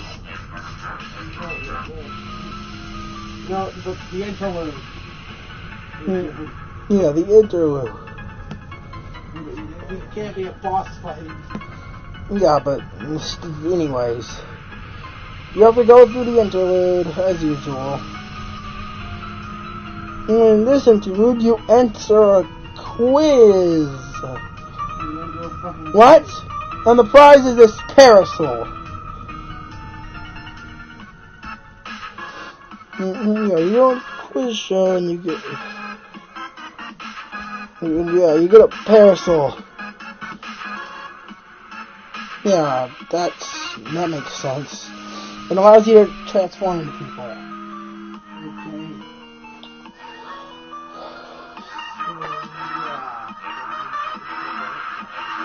Okay. Anyway, he's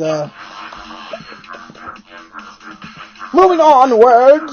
Yes. How many times have you said that already? I don't know. I get sidetracked late Move on to tonight. chapter 6. So, before this, we have a bit of a boss we need to go over.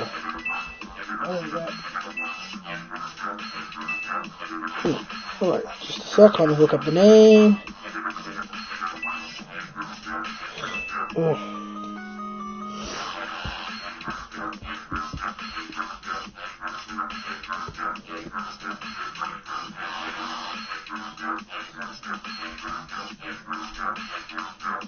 Okay.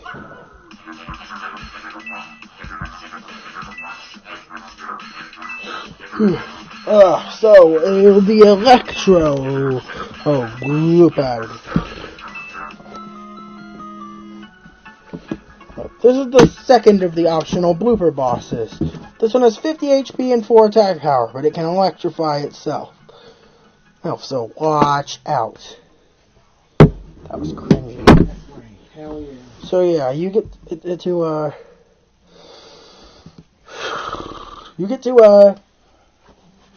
just beat this guy down, okay? Okay, just do that, okay? Fucking do that. I'm tired of explaining this guy.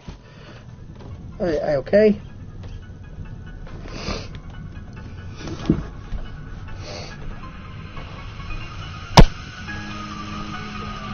Speaking of which, there's another blooper you can fight at this point. Right, called the Super Blooper. That's fun to say. The Super Blooper. Here is so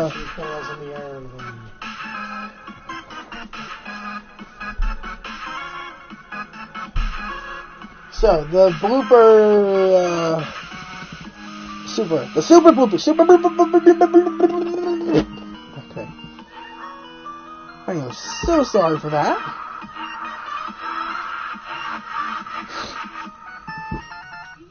Okay, so the Super Blooper first fight isn't too difficult.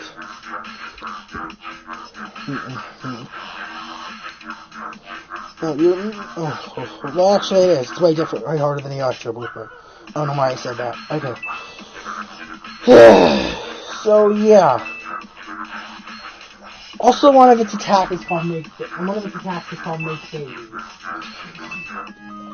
So, yeah, there's that.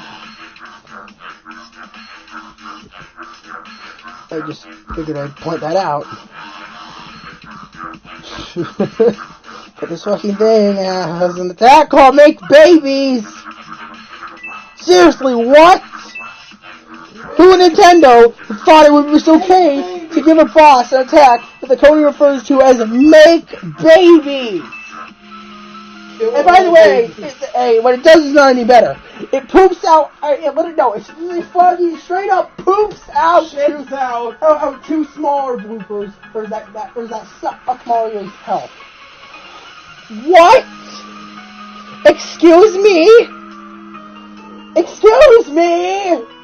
Okay, but... Oh, anyways. This is chapter 6. No. An optional boss. Yes. There's another optional boss that I have to go over now. Jeez. So, come on. Alright. The next boss... stop. You either have to pay this guy...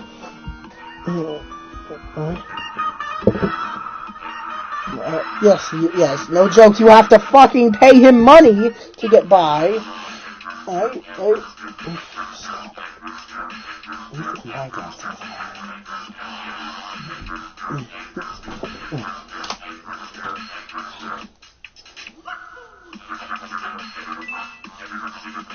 Anyways. Okay. You have to deal. But wait, is it the old Koopa?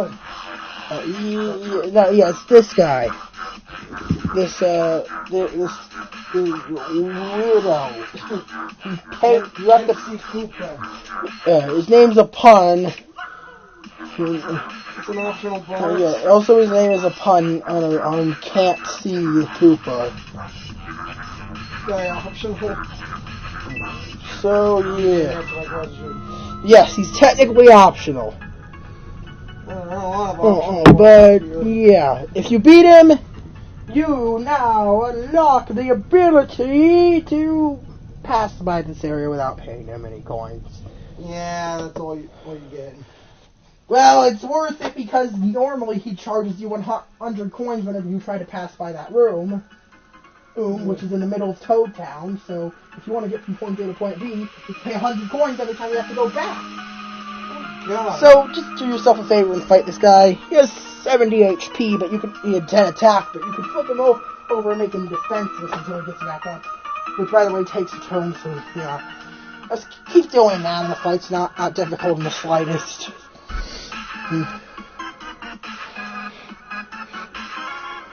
So, come on. So,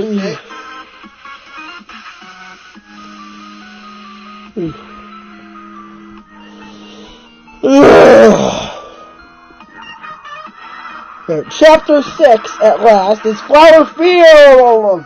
I thought that was chapter 7. No, chapter 7 is Shiver City. Oh, sorry. With chapter 6... That was a weird way of saying that. Chapter 6. No, not chapter 6. Chapter 6. Yeah. Woo! Alright, with chapter 6, you get to move onwards. I am broken officially. What the fuck? Why are you doing that? Chapter 6. Finally. Okay. Not gonna lie, there's not much in this chapter to go over. You got a new partner? Yes, their final new partner. The final partner. Throughout this chapter, you have to run around. It's a fetch quest. It's actually pretty fun. On with all the unique areas you go through on the way, and all the interesting enemies you fight. They actually have some variety. What about your last partner? Yeah, your last partner is Lackluster. Well, first you have to fight him. What you do? Yes. Okay then. He has 50 HP and 4 attack. So you beat it, so after you beat him... Yeah, also he prefers the name Spike. Even though he accidentally calls himself Michael, too. Michael? What the fuck? He seems to not be sure if his name is Lackluster, Michael, or Spike. Michael? That's one of the names he accidentally calls himself. Spikle. Anyway, no, Michael. Yeah. Straight up Michael. Yeah, that's what Yeah. find those names. Yeah. Anyways, funnily enough, after being this guy, Lakalulu shows up. His girlfriend. And then, yeah, basically this guy joins your party. Yeah. And apparently he was originally working for Bowser, specifically under Huff and Puff, the chapter boss. Also using a cloud machine to pump clouds into the sky to stop had to prevent the sun from shining in and effectively kill all of the inhabitants of this. What the fuck? That's fucked up. What the fuck? Very morbid implications aside, That's for Lackluster. you have to move. Yeah, Lackluster, in terms of boss fight, I'll give it a 7. Okay, but as a partner... Lackluster is fucking awesome. Let's go Spine Flip. Throws a spiny at an enemy. Spiny Surge. For 4 OFP, throws a ton of spinies. These are a bunch of enemies at once. And so for Cloud 9, he makes Mario for 4 FP. Mario can now avoid attacks. For Hurricane, he can blow enemies away for 5 FP. This guy is surprisingly useful. So yeah. Also, his overall ability allows you to traverse across spike like some lava.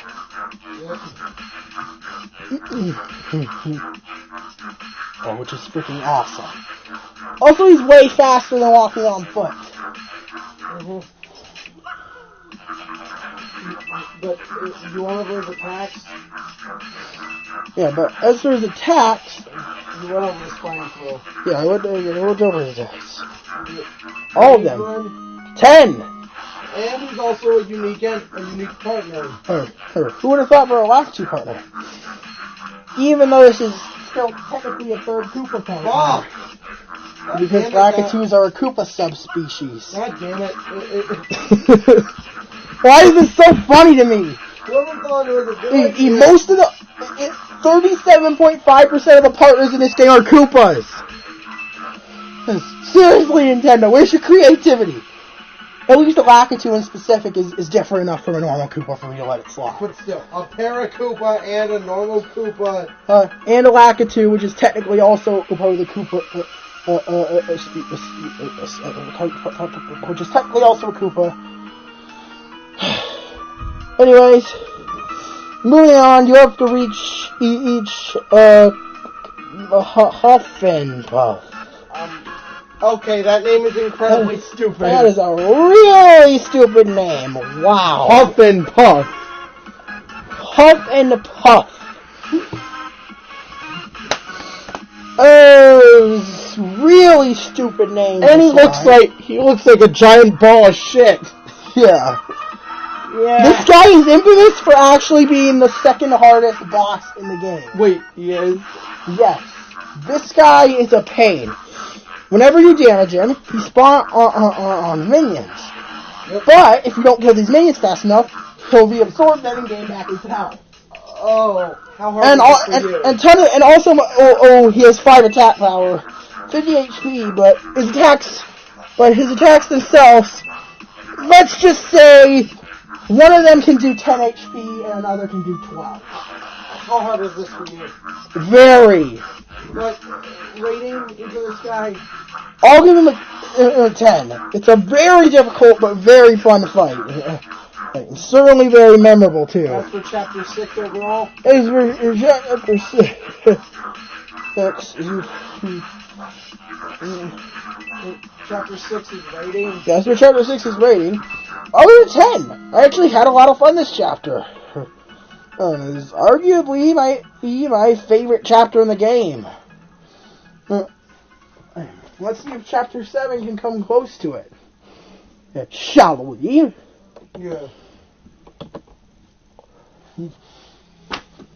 So yeah, moving onwards from chapter 6, you finally reach chapter 7.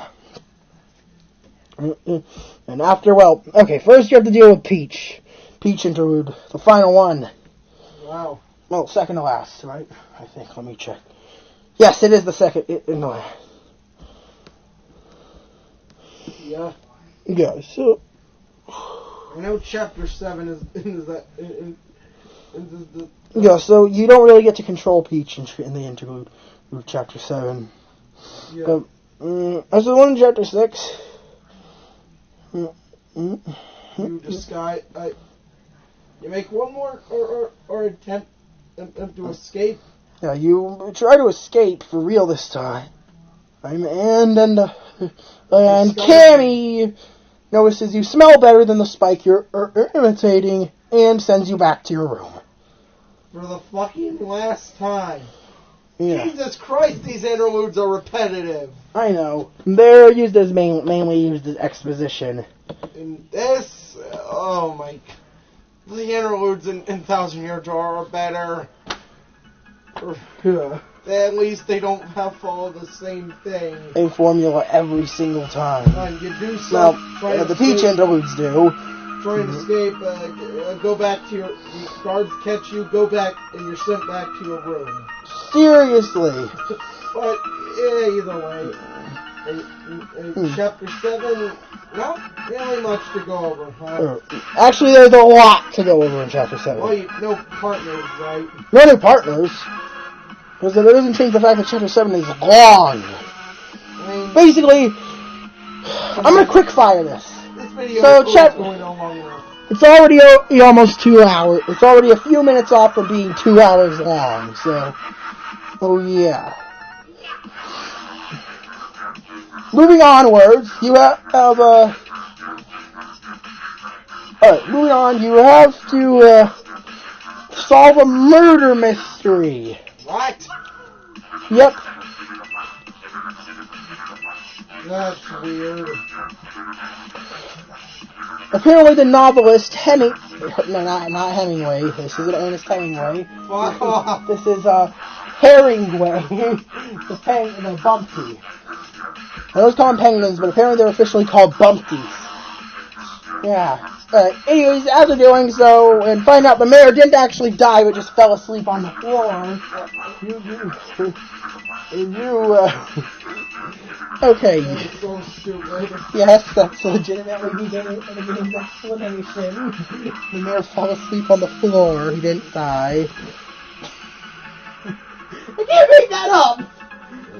Okay, but really embarrassingly dull plot points aside. They use rapid fire. Yeah, you move forward and you have to reach Starborn Valley. And once again, you have to fight Junior Troopa. Good fucking God. Also, did I mention that there's 3 boss fights in this chapter? Great! In Junior Troopa? Yeah. Now, when I said there was a lot to go over with this chapter, this is what I meant. So,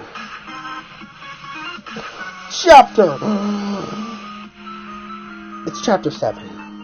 You fucking idiots. What are the other 2 bosses? After being Junior Troggloopa, for the 5th time. By the way, this time he uses a wand. He has 1 defense, he has 8 attack, and 50 HP. Good lord.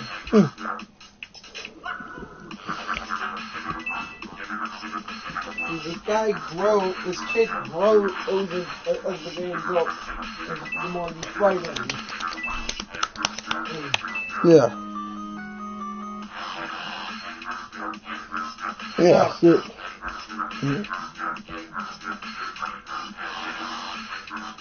So, you have to beat him, and yeah. So what's the second boss of chapter 7? Moving on, the second boss of chapter 7, and is... we'll go over that in just a sec. Let me wrap my head around that one more time. Alright, so you meet the next The next main boss. The next boss is Monstar. Monstar. It has 20 HP and 1 attack. Rating is a. I'll give it a 6. Well, you find out that it's composed entirely of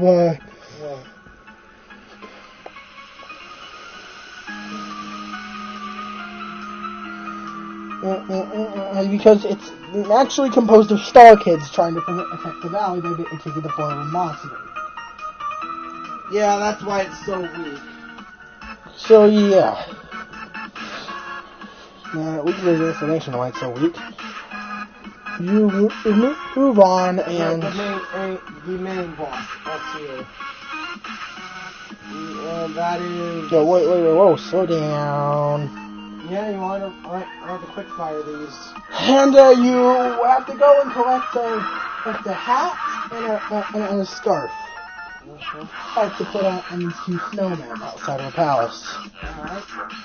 One of them is given to you here in the village. The other you have to go back to Shiver City. You can find. Pretty sure the mayor gives it to you. Yeah. Anyway, moving on. Yeah. We have. Okay. Moving on. Oh shit! I closed out the games page.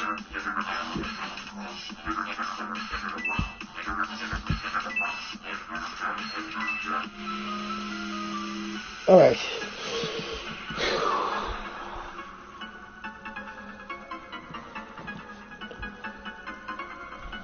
What? Scroll. You end up moving forward to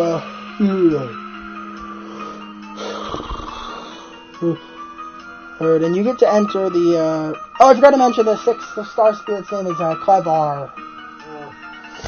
Anyways, moving forward, you gain access to.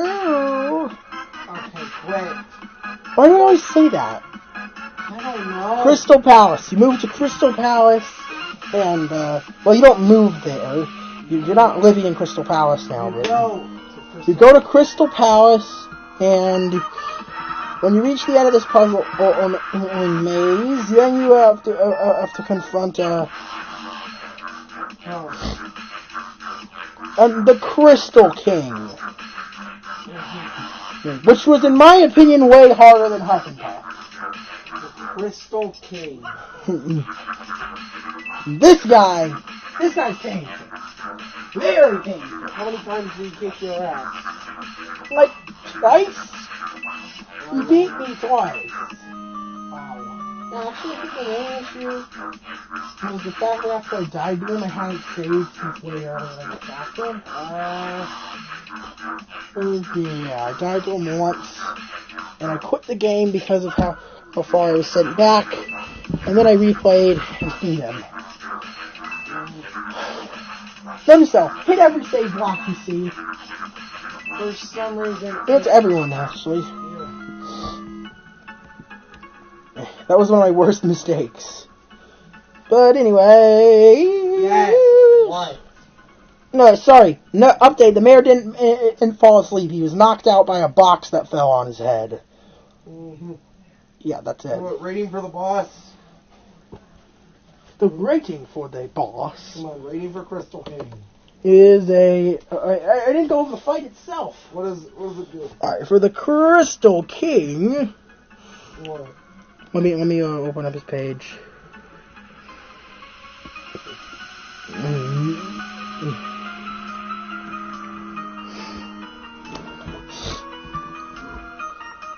Alright, this guy has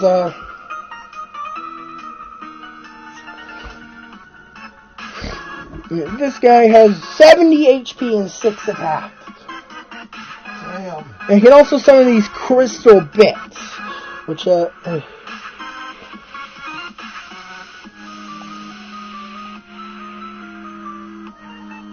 But the Crystal Beard,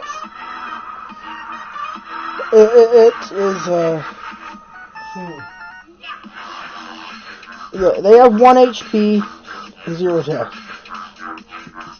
Basically, the Crystal King can eat them and then spit them out. Jesus, what is it all the boss's boring thing? Oh, blah blah Hufflepuff Crystal King. Why is there so much boring? Okay, anyways.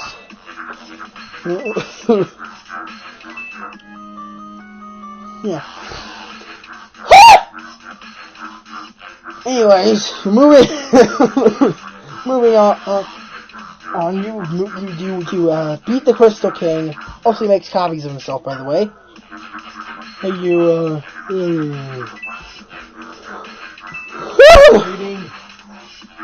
Ready for this boss fight?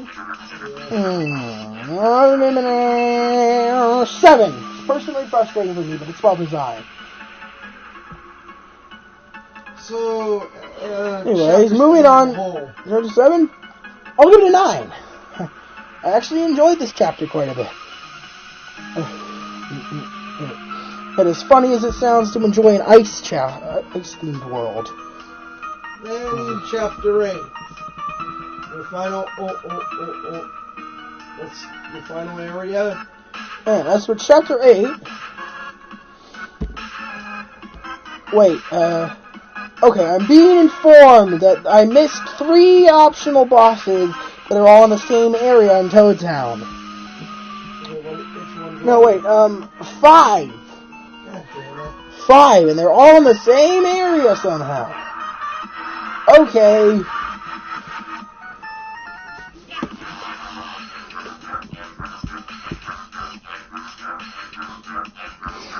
So, this is the Toad Town Dojo.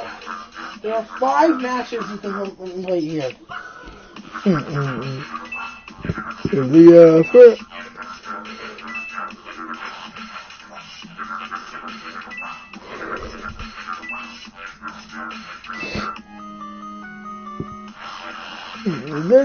can battle. Your first battle here is Chan, a Buzzy Beetle with 2 attack, 2 defense, and 15 HP. Let's just say this thing is mainly known for being an early game.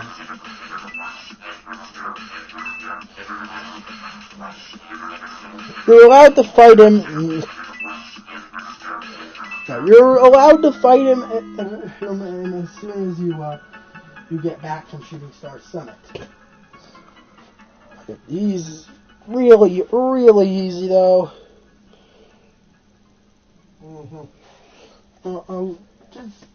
I'll give this boss a 6. It's mainly introduced you to the concept of the dojo. Oh, not very difficult at all. Next is Lee.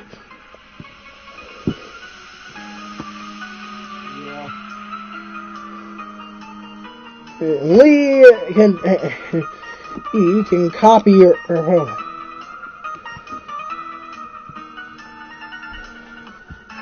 so yeah.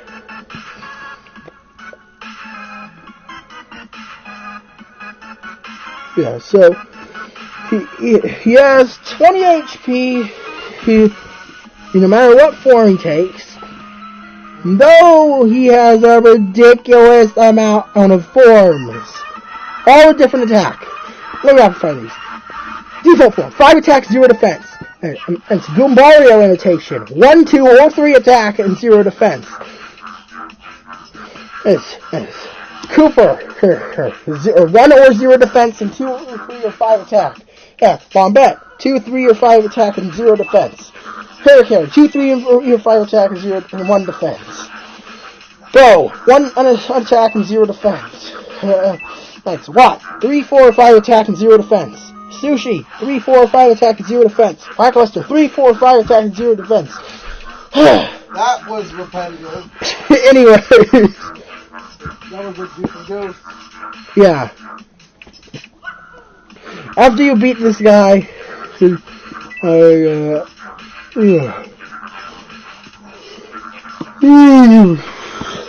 move on to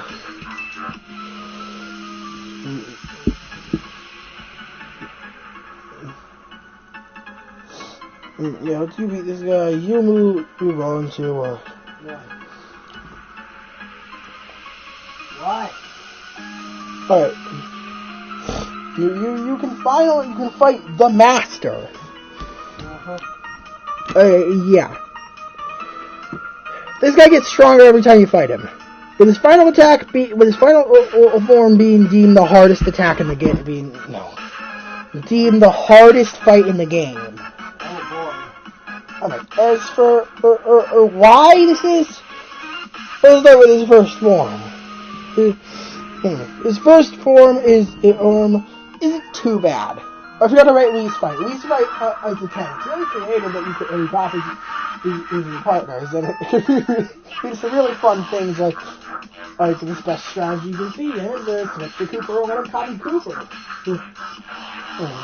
Or so you can flip him over. And if he copies Goombario, he can tattle Mario. Oh yeah. His max HP, his HP is 50 and his attack is 6 in this form. However, if you your fourth dojo fight, you fight this guy again, and he has 75 HP and 82. On your final fight with this guy, he has 99 HP and 10 attack. Wow. And he also has a defense point now. Hey, didn't you take him out pretty easily?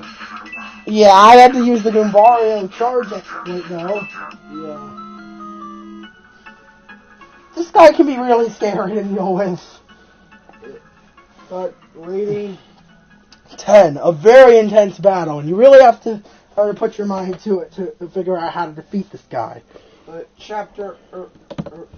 so finally, the final chapter. Chapter 8.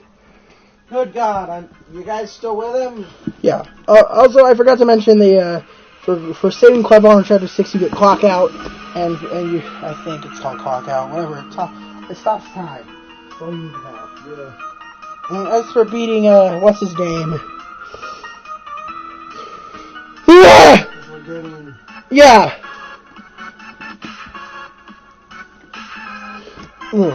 As for as for saving what's his name? Oh, Kalmar in Chapter 7, you get the ability Chill Out, which lowers the opponent's attack extra. Woo! Okay, so anyways, moving on.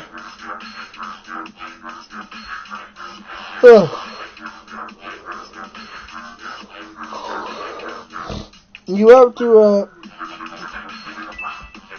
go to come on, Chapter 8. You need to go to the top. You need to go to Chapter 8.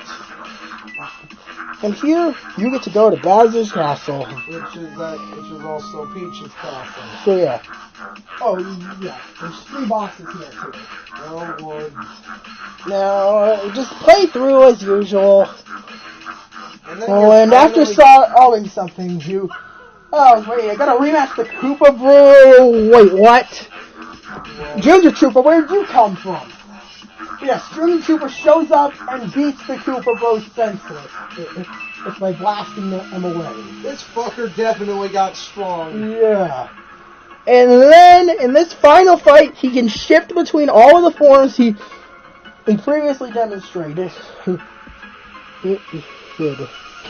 the exception of his eggshell, recoil form, of his coiled up eggshell form in the second fight. And this time he means business. He has 60 HP, 8 attack, and 2 defense. Yes, this boss has 2 defense. In the same manner as General Guy. General Guy's pretty difficult. But now is it time to rate this guy? Yeah. Rating this guy. Oh my god, I'm giving this guy a 10 in this fight. This fight, I can be pretty intense. I mean, Junior Trooper character is memorable too. He's trying to be better. And he just shows up at random, and it's often pretty funny what happens. And she's always whining whenever you beat him. Specifically, in chapter, for example, in chapter 3, he's crying in the forest because he's lost. And then he fights you and runs away. In chapter 5, by the time he swims to Lava Island, by the time he reaches it, you've already cleared the chapter. And then he furiously swims back really fast and catches up with you. Wow.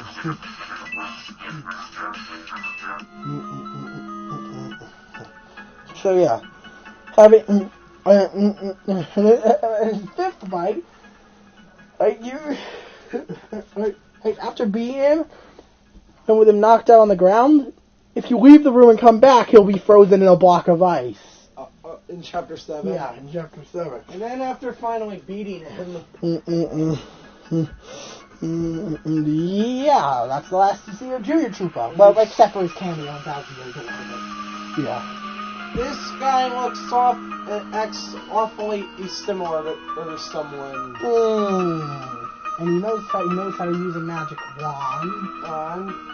Can change. You see him change shape. Junior Trooper. Is this about a junior? I don't know. But your second boss. Boss here. Well, let's get into the climax of the game. The infernal climax. You reach where you were in the original game. Yeah, okay, I closed out the game again. I thought you remembered the climax here. You make the... I forget if you fight Bowser twice, though. No, you don't. Okay, you don't? Remember, it's a shift. Yeah, so... Moving on from Bowser. You finally...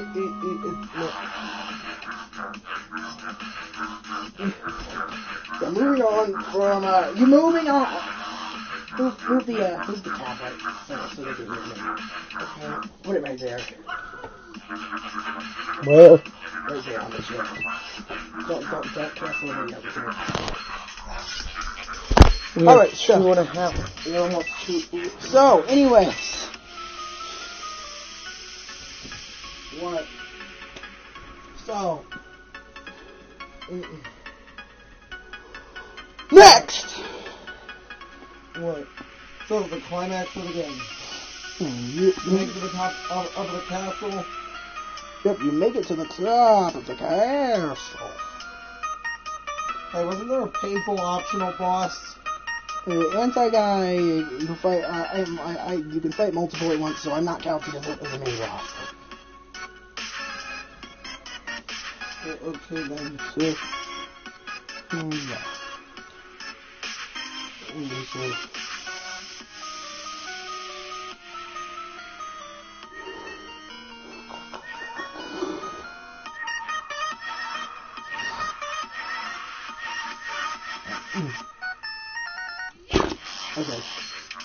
You meet up with first. First you reach Bowser, and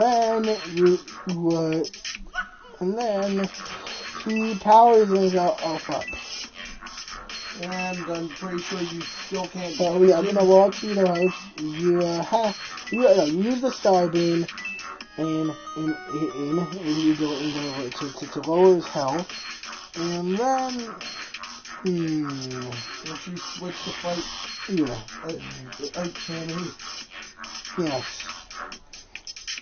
Well, and then you switch to fight Cammy after Bowser is powered up.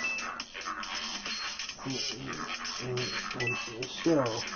Yeah, you're using Twink here. Yes, Peach with Twink as a partner. Yep. So Twink's Peach's only move is a wish, and Twink's only attack is I forget, but I think it's tackle. Yeah, it does pathetic. It does nothing until Peach uses wish, which boosts boost Twink's attack by 1. Keep doing this. And eventually you take out Cammy, who only has 10 HP. Wow. So yeah.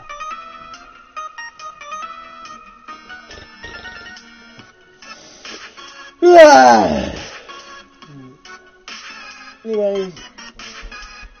And Bowser is weakened severely. And you can finally inflict some damage. Now, I am going to have to scroll down. Because, boy, there's a ton of things I have to go over. Well, no, specifically I have to scroll down on Bowser's entire appearance list to get to his stats. You could have just used a reference. Use one of those notes. Oh, yeah, I could.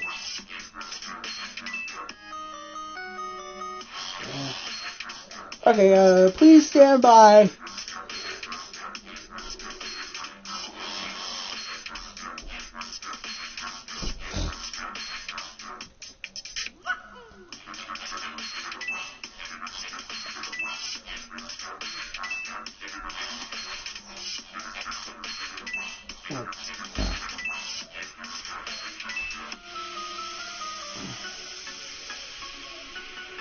Let me scroll down. And I'm going to,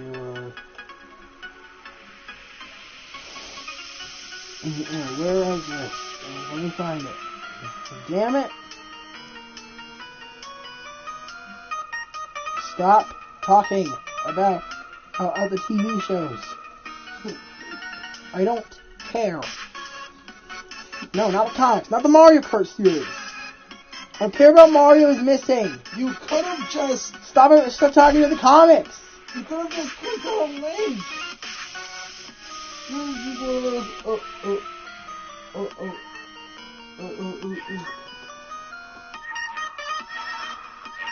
you want to know what looks like in the comics? What? Ah! Kill it! Show everyone. Okay, guys. I'll show everyone what Wart looks like in the comics. This is completely unrelated. This is what Wart looks like in the comics. Oh, dear God. MLF. Oh,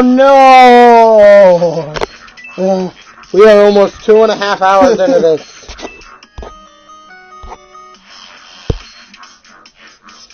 Dude, you could have just clicked kept a reference thing. And at the top. Still haven't gone there.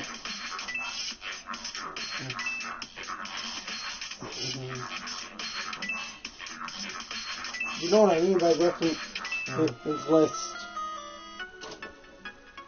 Right? Right at the top of the page. Replay. Oh, fuck. Oh, give me the other one too. That was a weird noise. Oh. Okay. Dude, just use a reference thing. What do you mean reference thing? Look, at the top of the page. Oh, but I'm almost there. Anyway. Oh my God, you know I'm just scrolling to the top. Up, look, you know what I mean, Yes, right? I do. Content! Paper Mario.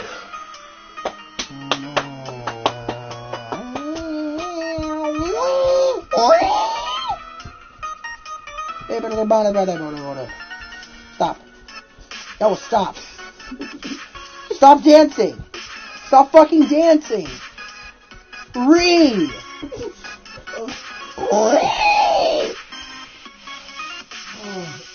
Show me Bowser's stats. It doesn't show me Bowser's stats. Paper Mario Bowser. That was another weird noise. God damn it. Well, don't you know? Oh, they at least. No. I think it's 80, but I'm not sure. Oh, god damn it. I accidentally searched Ape Mario. Ape Mario. Stop making me laugh too hard. It's Ape Mario Bowser. I'm just searching Ape Mario Bowser. They'll recognize. No. They'll recognize it. They'll fucking recognize. Google's gonna fucking recognize it. Why does that take you to the Mario Wiki makes the Princess Peach? Ape Mario. Ape Mario. Oh, Bowser, they split a Peach. P-A-E.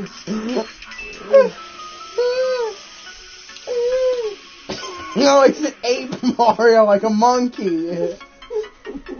Monkey. Not Pay Mario, I said Ape Mario. Ape Mario. Fucking Ape Mario. What does that mean? What? What does that mean? Read!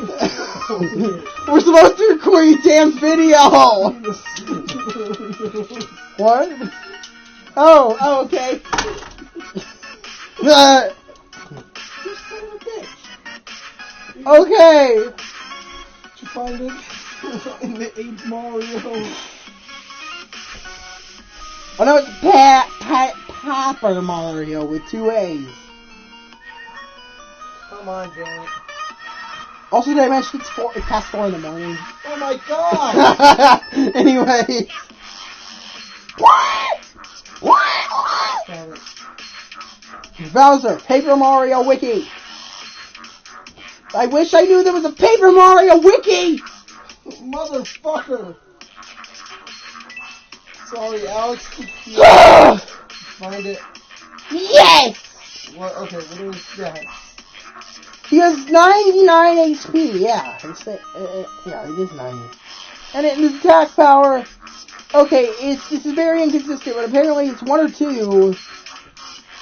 And, no, apparently his defense is 1 or 2, depending on what you're doing. I assume it's 1 in the original. Oh, and in this, it's either 4, 6, 8, 10, or 12.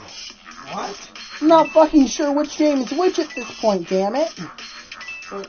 Okay, but whatever. Jeez. Bitch. Ugh. You finally beat Bowser. And, what are they? The power of this. And the platform is staying on crashes. Sending Mario, partner, whatever he has out with him, Peach and Bowser, and now Cammy survives. She flies away. So crashing to the ground. Star Spirit say, "Hey Mario, Peach, and your partner." Oh, so that's cool. So yeah, after this, you finish the game. You watch the credits sequence. Well, you play through an epilogue where everyone's at the castle. And you talk to Peach, and then a parade starts. Run by Luigi! Everyone is, all the bosses and characters in the game are there.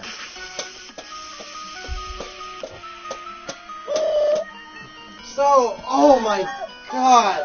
There, that's the story! That's the story! Oh my god!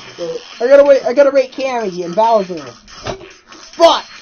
Okay, Cammy's an attack. Cammy is an 8. The story sequence boss, basically. Bowser is a Bowser. Bowser's a fucking I don't know. You don't know? I've never fucking beaten him. I am going to assume it is a 9. Oh my god, you're crazy. But yes, finally. Good, we got the breakdown. Oh boy, I love this game, okay? I love the Paper Mario series. Okay, rating breakdown. My rating, I'll give the music 10, definitely a 10. Okay, you don't Graphics, 10. I like the aesthetics of this game. Gameplay is a 10. It's fun. The battle system is intuitive. Yeah, I like it. The game gets 10. You sure? You never really finished it, and you had a lot of criticism. I still really enjoy the game beyond all the flaws I had. But, oh my god! After going through this monstrous 2.5-hour video, the next X4 will not be as... let me talk to you guys about something real quick. I think that the next 4 video, that we might have to take a break mid-marathon and do another marathon. Because I don't know how long so these future videos are gonna end up being. I mean, the main reason why this was so long was because they had to go over all the partners and bosses, which is gonna be the same for 1,000 years. But you kept stuttering yeah, you didn't really finish the game. I mean, so I hope that the next few videos will be sure. I'm almost certain 1,000 Year Door will be longer than this one. But, I'm not certain. We have more pixels than there are partners, right? And, Sticker Star and Car Splash. Gosh, I guess those won't be too long. So we'll be rating bosses. The bosses and individual chapters. Wait. What, worlds? Yeah. Woo! Oh my god, but anyway, I'm Nozarin. And I'm Amory. And remember, I love you all very much, my wonderful, beautiful viewers. And with that, and I will be sure to see you all in whatever our next video is. Until then, bonjour!